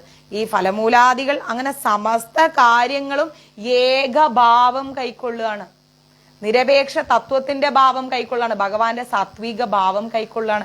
ഈ സാത്വിക ഭാവത്തിന്റെ രീതിയാണ് എന്തെന്ന് പറയുന്നത്? കൃഷ്ണാവബോധത്തിന്റെ രീതി എന്ന് പറയുന്നത്. അതായത് ഒരു സന്തുലിതാവസ്ഥ. ആ സന്തുലിതാവസ്ഥയാണ് കൃഷ്ണാവബോധം. ഇങ്ങനെ ആൾക്കാരെ കണ്ടു തുടങ്ങിയാൽ അത് കൃഷ്ണാവബോധമല്ല, അത് മറ്റെന്തോ അവബോധമാണ്. അതിന്റെ പേരെനിക്ക് അറിഞ്ഞുകൂടാ. പക്ഷെ ആ അവബോധത്തിൽ നിന്ന് ഭഗവാനോട് കിട്ടേണ്ട സമയത്ത് കിട്ടിയാലുണ്ടല്ലോ, നല്ല പെട കിട്ടും ഭഗവാനോട്. പ്രതീക്ഷിക്കാത്ത കാര്യങ്ങളിൽ ഇട്ടിട്ട് അടിക്കും ഭഗവാൻ, ഉറപ്പാണ്. ഒരു ദിവസമെങ്കിലും ഹരേ കൃഷ്ണ മഹാമന്ത്രം ചൊല്ലിയിട്ട് ആ മന്ത്രത്തിന്റെ ശക്തി മനസ്സിലാക്കാണ്ട് ആൾക്കാരെ ഡൈവേർട്ട് ചെയ്യിക്കാൻ നോക്കിക്കഴിഞ്ഞാൽ കിട്ടുന്ന അടി താങ്ങാൻ പറ്റൂല. അപ്പൊ അതുകൊണ്ട് ആ പണിക്ക് നിൽക്കണ്ട. നമ്മൾ എന്ത് ചെയ്യുക? ഭഗവാനെ മാത്രം ഫോക്കസ് ചെയ്യുക. ഭഗവാനെ എന്നും പറഞ്ഞുകൊണ്ട് അദ്ദേഹത്തെ മാത്രം ഫോക്കസ് ചെയ്ത് ഈ ഭൂമിയിൽ കാണുന്ന സകല ജീവാത്മാക്കളെയും ബഹുമാനിക്കുക. ഒരാളെയും ബഹുമാനിക്കാതിരിക്കണ്ട, ബഹുമാനിക്കുക. എല്ലാരെയും ബഹുമാനിച്ച്, എല്ലാരെയും ഉൾക്കൊണ്ട്, എല്ലാരെയും അംഗീകരിച്ച്, ആരുടെ കുറ്റവും കുറവും ശരിയും തെറ്റും ചൂണ്ടിക്കാണിക്കാനൊന്നും പോകാൻ നിൽക്കണ്ട. അതിന്റെ ആവശ്യമില്ലെന്നേ. നമ്മൾക്കൊരു വ്യക്തിയെ മനസ്സിലായി കഴിഞ്ഞാൽ ക്ലാസ്സിന്റെ തുടക്കം പറഞ്ഞതുപോലെ നമ്മൾ അതിൽ നിന്ന് പിന്മാറുക എന്നല്ലാതെ ആ വ്യക്തിയെ ചുരണ്ടി നന്നാക്കാൻ നോക്കണ്ട. അവരെ നന്നാക്കാനാണ് സാക്ഷാൽ ഗുരുവായൂരപ്പനുള്ളത്. അത് ഭഗവാൻ സമയം പോലെ നന്നാക്കിക്കോളും. നമ്മൾ വിട്ടുകൊടുത്താൽ മതി. നമ്മൾ നന്നാക്കാൻ പോയി കഴിഞ്ഞാൽ അവരോട്ട് നന്നാവേയില്ല, നമ്മുടെ സമയം വേസ്റ്റ് ആവും, നമ്മുടെ ബോധവും നശിച്ചു പോകും. പിന്നെ നമ്മൾ കൃഷ്ണാവബോധത്തിന്റെ നേർരേഖയിൽ വരൂല. മനസ്സിലായില്ലേ? അവർക്ക് ജോലിയൊന്നും ഇല്ലാത്തതുകൊണ്ട് അവർ കുത്തിയിരുന്ന് പല കാര്യങ്ങൾ ചെയ്യും. നമ്മൾ അതിന് വേണ്ടിയിട്ട് പോകരുത്. നമ്മൾ അതിൽ നിന്ന് പിന്മാറുക. ഞാൻ അങ്ങനെ ചെയ്യാം. നമുക്ക് താല്പര്യമില്ല എന്ന് തോന്നുന്ന ഒരു വ്യക്തി, അല്ലെങ്കിൽ ആ വ്യക്തിയുടെ അടുത്ത് നിന്ന് നമുക്ക് എന്തെങ്കിലും കാര്യങ്ങൾ ജെന്യൂനായിട്ട്, മൂന്നാമതൊരാൾ പറഞ്ഞിട്ടല്ലാതെ ജെന്യൂനായിട്ട് കിട്ടിക്കഴിഞ്ഞാൽ ആ വ്യക്തിയെ നമ്മളൊരു മെഷർമെന്റിൽ ഇട്ട് അളന്നിട്ട് നമ്മൾ അങ്ങോട്ട് പിന്മാറും. പിന്നെ അവരെ പാടായി. നമ്മൾ അതിലേക്ക് പോകണ്ട. കിട്ടേണ്ട കാര്യങ്ങൾ കിട്ടേണ്ട സമയത്ത് കിട്ടേണ്ടതുപോലെ കിട്ടുമ്പോൾ കുട്ടേട്ടൻ നന്നായിക്കോളും. നമ്മൾ കുട്ടേട്ടനെ നന്നാക്കാൻ പോകണ്ട. ഓക്കെ?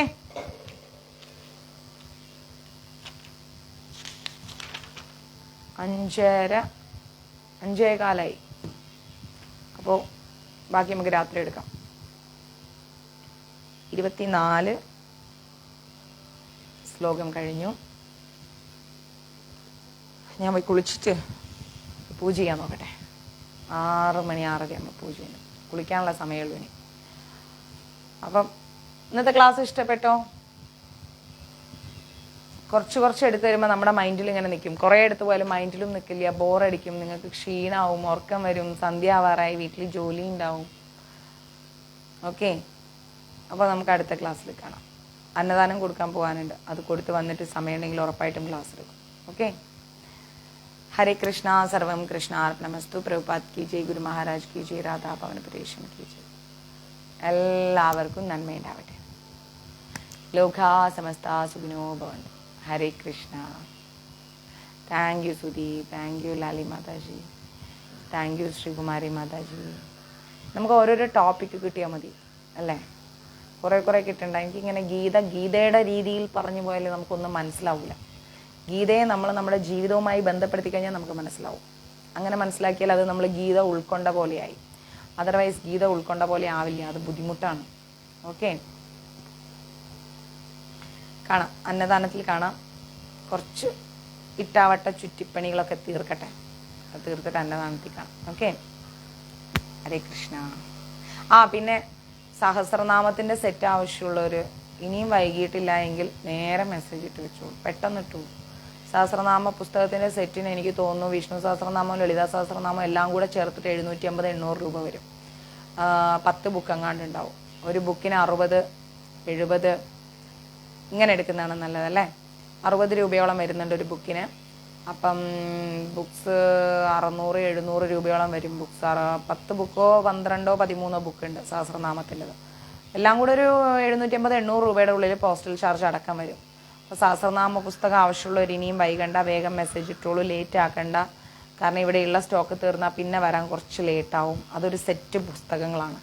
കാരണം ഇനി ഷഷ്ടി വരുമ്പോൾ ഞാൻ സുബ്രഹ്മണ്യ സ്വാമിയുടെ സഹസ്രനാമം ചൊല്ലാൻ പറയും, പ്രദോഷം വരുമ്പോൾ ശിവസഹസ്രനാമം ചൊല്ലാൻ പറയും, വെള്ളിയാഴ്ച ദിവസങ്ങളിൽ മഹാഭദ്രകാളി സഹസ്രനാമം ചൊല്ലാൻ പറയും, ശനിയാഴ്ച ആകുമ്പോൾ ആഞ്ജനേയ സഹസ്രനാമം ചൊല്ലാൻ പറയും. ഇപ്പം നമ്മൾ ശ്രീരാമസ്വാമിയുടെ സഹസ്രനാമം ഇതിലിട്ടെന്ന പോലെ, ഗ്രൂപ്പിലിട്ടെന്ന പോലെ ഞാൻ ഇട്ട് തരില്ല കേട്ടോ, വാങ്ങിച്ചു വെച്ചോളൂ. പിന്നെന്താ, എല്ലാവർക്കും അയച്ചുതരാം. അപ്പം വേഗം മെസ്സേജ് ഇട്ട് വയ്ക്കും. എനിക്ക് അർത്ഥമുള്ളതുണ്ട് മാതാജി, അർത്ഥമുള്ളതുണ്ട്. അത് സഹസ്രനാമത്തിൻ്റെ ക്ലാസ് ഞാൻ എടുത്തു തരാം. ഇതൊന്ന് ഗീതയൊന്ന് തീർന്നോട്ടെ, ഗീതയും മഹാഭാരതവും ഒന്ന് തീർന്നാൽ നമുക്ക് ചൈതന്യ ചരിതാമൃതം, അതുപോലെ സാരല്ലേ സൗന്ദര്യ മാതാജി, പിന്നെ നമ്മുടെ ഭാഗവതം, അങ്ങനെ ഓരോന്ന് എടുത്തു വരും. ഇപ്പം മഹാഭാരതത്തിൻ്റെ ഫസ്റ്റ് കാണ്ഡം കഴിഞ്ഞല്ലോ, സെക്കൻഡ് കാണ്ഡല്ലേ പോണം, കുറച്ച് 10-15-20 ക്ലാസ് കൊണ്ട് അതും തീരും. അപ്പോൾ വേഗം എല്ലാവരും 93 42 49 49 41 എന്നുള്ള നമ്പറിലേക്ക് ഓർഡർ തരികയാണെങ്കിൽ എനിക്ക് ഇന്ന് നൈറ്റ് ഇരുന്നിട്ട് ഫുള്ളായിട്ട് അതിൻ്റെ ഓർഡർ എഴുതിയെടുക്കാം. അപ്പോൾ എനിക്ക് നിങ്ങൾക്ക് 2 ദിവസം കൊണ്ട് എനിക്ക് സാധനം അയക്കാൻ പറ്റും. എല്ലാവർക്കും 21-ാം തീയതി നമ്മൾ അയച്ചു തുടങ്ങും. സഹസ്രനാമത്തിൻ്റെ സെറ്റ് 21-ാം തീയതി അയക്കും. 23 24 ആകുമ്പോൾ കിട്ടും. പിന്നെ നമുക്ക് എന്താ പ്രശ്നം എന്നറിയോ, പിന്നെ അതിൻ്റെ ആ സെറ്റ് മൊത്തത്തിൽ കിട്ടത്തില്ല. 1-2 പുസ്തകങ്ങൾ മിസ്സാവും. നിങ്ങൾ അയക്കുമ്പോൾ എന്ത് ചെയ്യണമെന്നറിയോ, വിഷ്ണു സഹസ്രനാമം ലളിത സഹസ്രനാമം ഒക്കെ എനിക്കൊന്ന് കോമൺലി എല്ലാവരുടെ കയ്യിലും ഉണ്ട്. അപ്പോൾ അതുണ്ടെങ്കിൽ നിങ്ങളുടെ കയ്യിൽ ഉള്ള സഹസ്രനാമത്തിൻ്റെത് എനിക്ക് മെസ്സേജ് അയച്ചിടുക. മനസ്സിലായില്ലേ മാതാജി, എൻ്റെ കയ്യിൽ വിഷ്ണു സഹസ്രനാമം ഉണ്ട്, എൻ്റെ കയ്യിൽ ലളിത സഹസ്രനാമം ഉണ്ട്. അപ്പോൾ നിങ്ങളുടെ കയ്യിൽ ഏതൊക്കെ സഹസ്രനാമങ്ങൾ ഉണ്ട് എന്നുള്ളത് അയച്ചു തന്നാൽ ഞാനത് ഇവിടെ നോട്ട് ചെയ്തെടുക്കാം. അപ്പോൾ എനിക്ക് ഇല്ലാത്തത് നിങ്ങൾക്ക് അയച്ചു തരാൻ പറ്റും. അപ്പോൾ എല്ലാം കൂടെ നിങ്ങൾ ഒരുമിപ്പിക്കുക. ഓക്കെ. അപ്പം ഞാൻ പറയുന്ന ദിവസം നിങ്ങൾ അതാത് സഹസ്രനാമം ചൊല്ലി വരുമ്പം അതിങ്ങനെ ഓട്ടോമാറ്റിക്കലി നമ്മുടെ ലൈഫിലൊരു റൊട്ടീനായിട്ട് ഇങ്ങനെ പോകും. അങ്ങനെ പോകുമ്പോൾ നമ്മുടെ ജീവിതത്തിൽ ഓരോരോ പ്രശ്നങ്ങൾ ഇങ്ങനെ മാറുന്നത് ഇങ്ങനെ കാണാൻ പറ്റും. സഹസ്രനാമത്തിന് ഭയങ്കര ശക്തിയാണ്.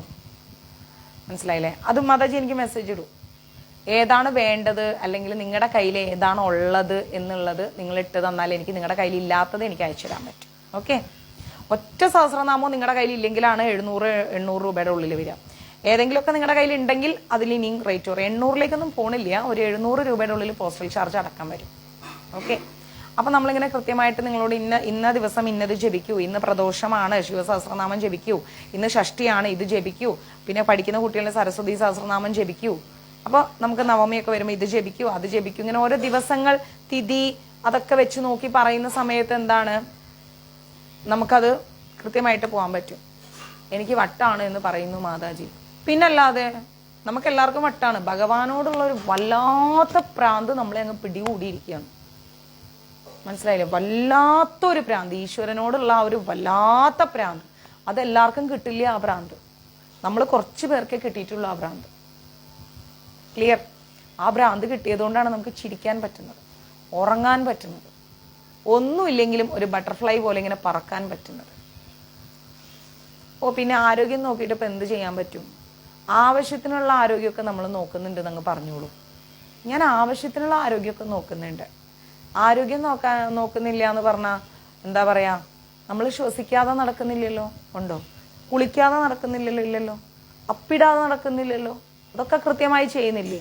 അത്യാവശ്യ ഉപാപചയ പ്രവർത്തനങ്ങളെല്ലാം ശരീരത്തിൽ നമ്മൾ കൃത്യമായി ചെയ്യുന്നുണ്ട്. അത്രയൊക്കെ മതി എന്ന് പറയും. ഇനി നോൺ വെജ് കഴിച്ചിട്ടുള്ള ആരോഗ്യമൊന്നും നമുക്ക് വേണ്ടാന്ന് പറഞ്ഞു. നോൺ വെജ് കഴിച്ചിട്ട് ഒരു 500 കൊല്ലം കൂടെ ഈ ഭൂമിയിൽ ജീവിക്കാൻ താല്പര്യമില്ല. നല്ല വെജിറ്റേറിയൻ കഴിച്ചിട്ട് സ്വസ്ഥമായി ജീവിക്കാനാണ് താല്പര്യം എന്ന് പറഞ്ഞാൽ മതി. മനസ്സിലായില്ലേ? ഭഗവാനോടുള്ള ആ പ്രാന്ത് നമുക്ക് എല്ലാവർക്കും ഉണ്ട് എന്ന് തന്നെ മനസ്സിലാക്കിക്കോളും. അങ്ങനെ ഹാപ്പി ആയിട്ട് മുന്നോട്ട് പോകും. കുറെ ശവം തിന്നിട്ട് ജീവിക്കേണ്ട കാര്യം എന്താണ്? ശവം തിന്നണ്ടെന്ന് പറയും. ശവം ഒന്നും വേണ്ട നമുക്ക്. അയ്യോ, കുറെ കാലം തിന്നില്ലേ, ഇനി അതൊന്നും വേണ്ട, നമുക്ക് നല്ല വെജിറ്റേറിയൻ കഴിക്കും, അതാണ് നല്ലത്. ക്ലിയർ? ഹരേ കൃഷ്ണ. വട്ടാണെന്ന് പറഞ്ഞു കഴിഞ്ഞാൽ ഓർത്തോളൂ, ഗുരുവായൂരപ്പൻ കൂടെ എത്തി, സമീപസ്ഥനായി. അതാ മനസ്സിലാക്കേണ്ടത്. കാണാം കേട്ടോ. ഹരേ കൃഷ്ണ.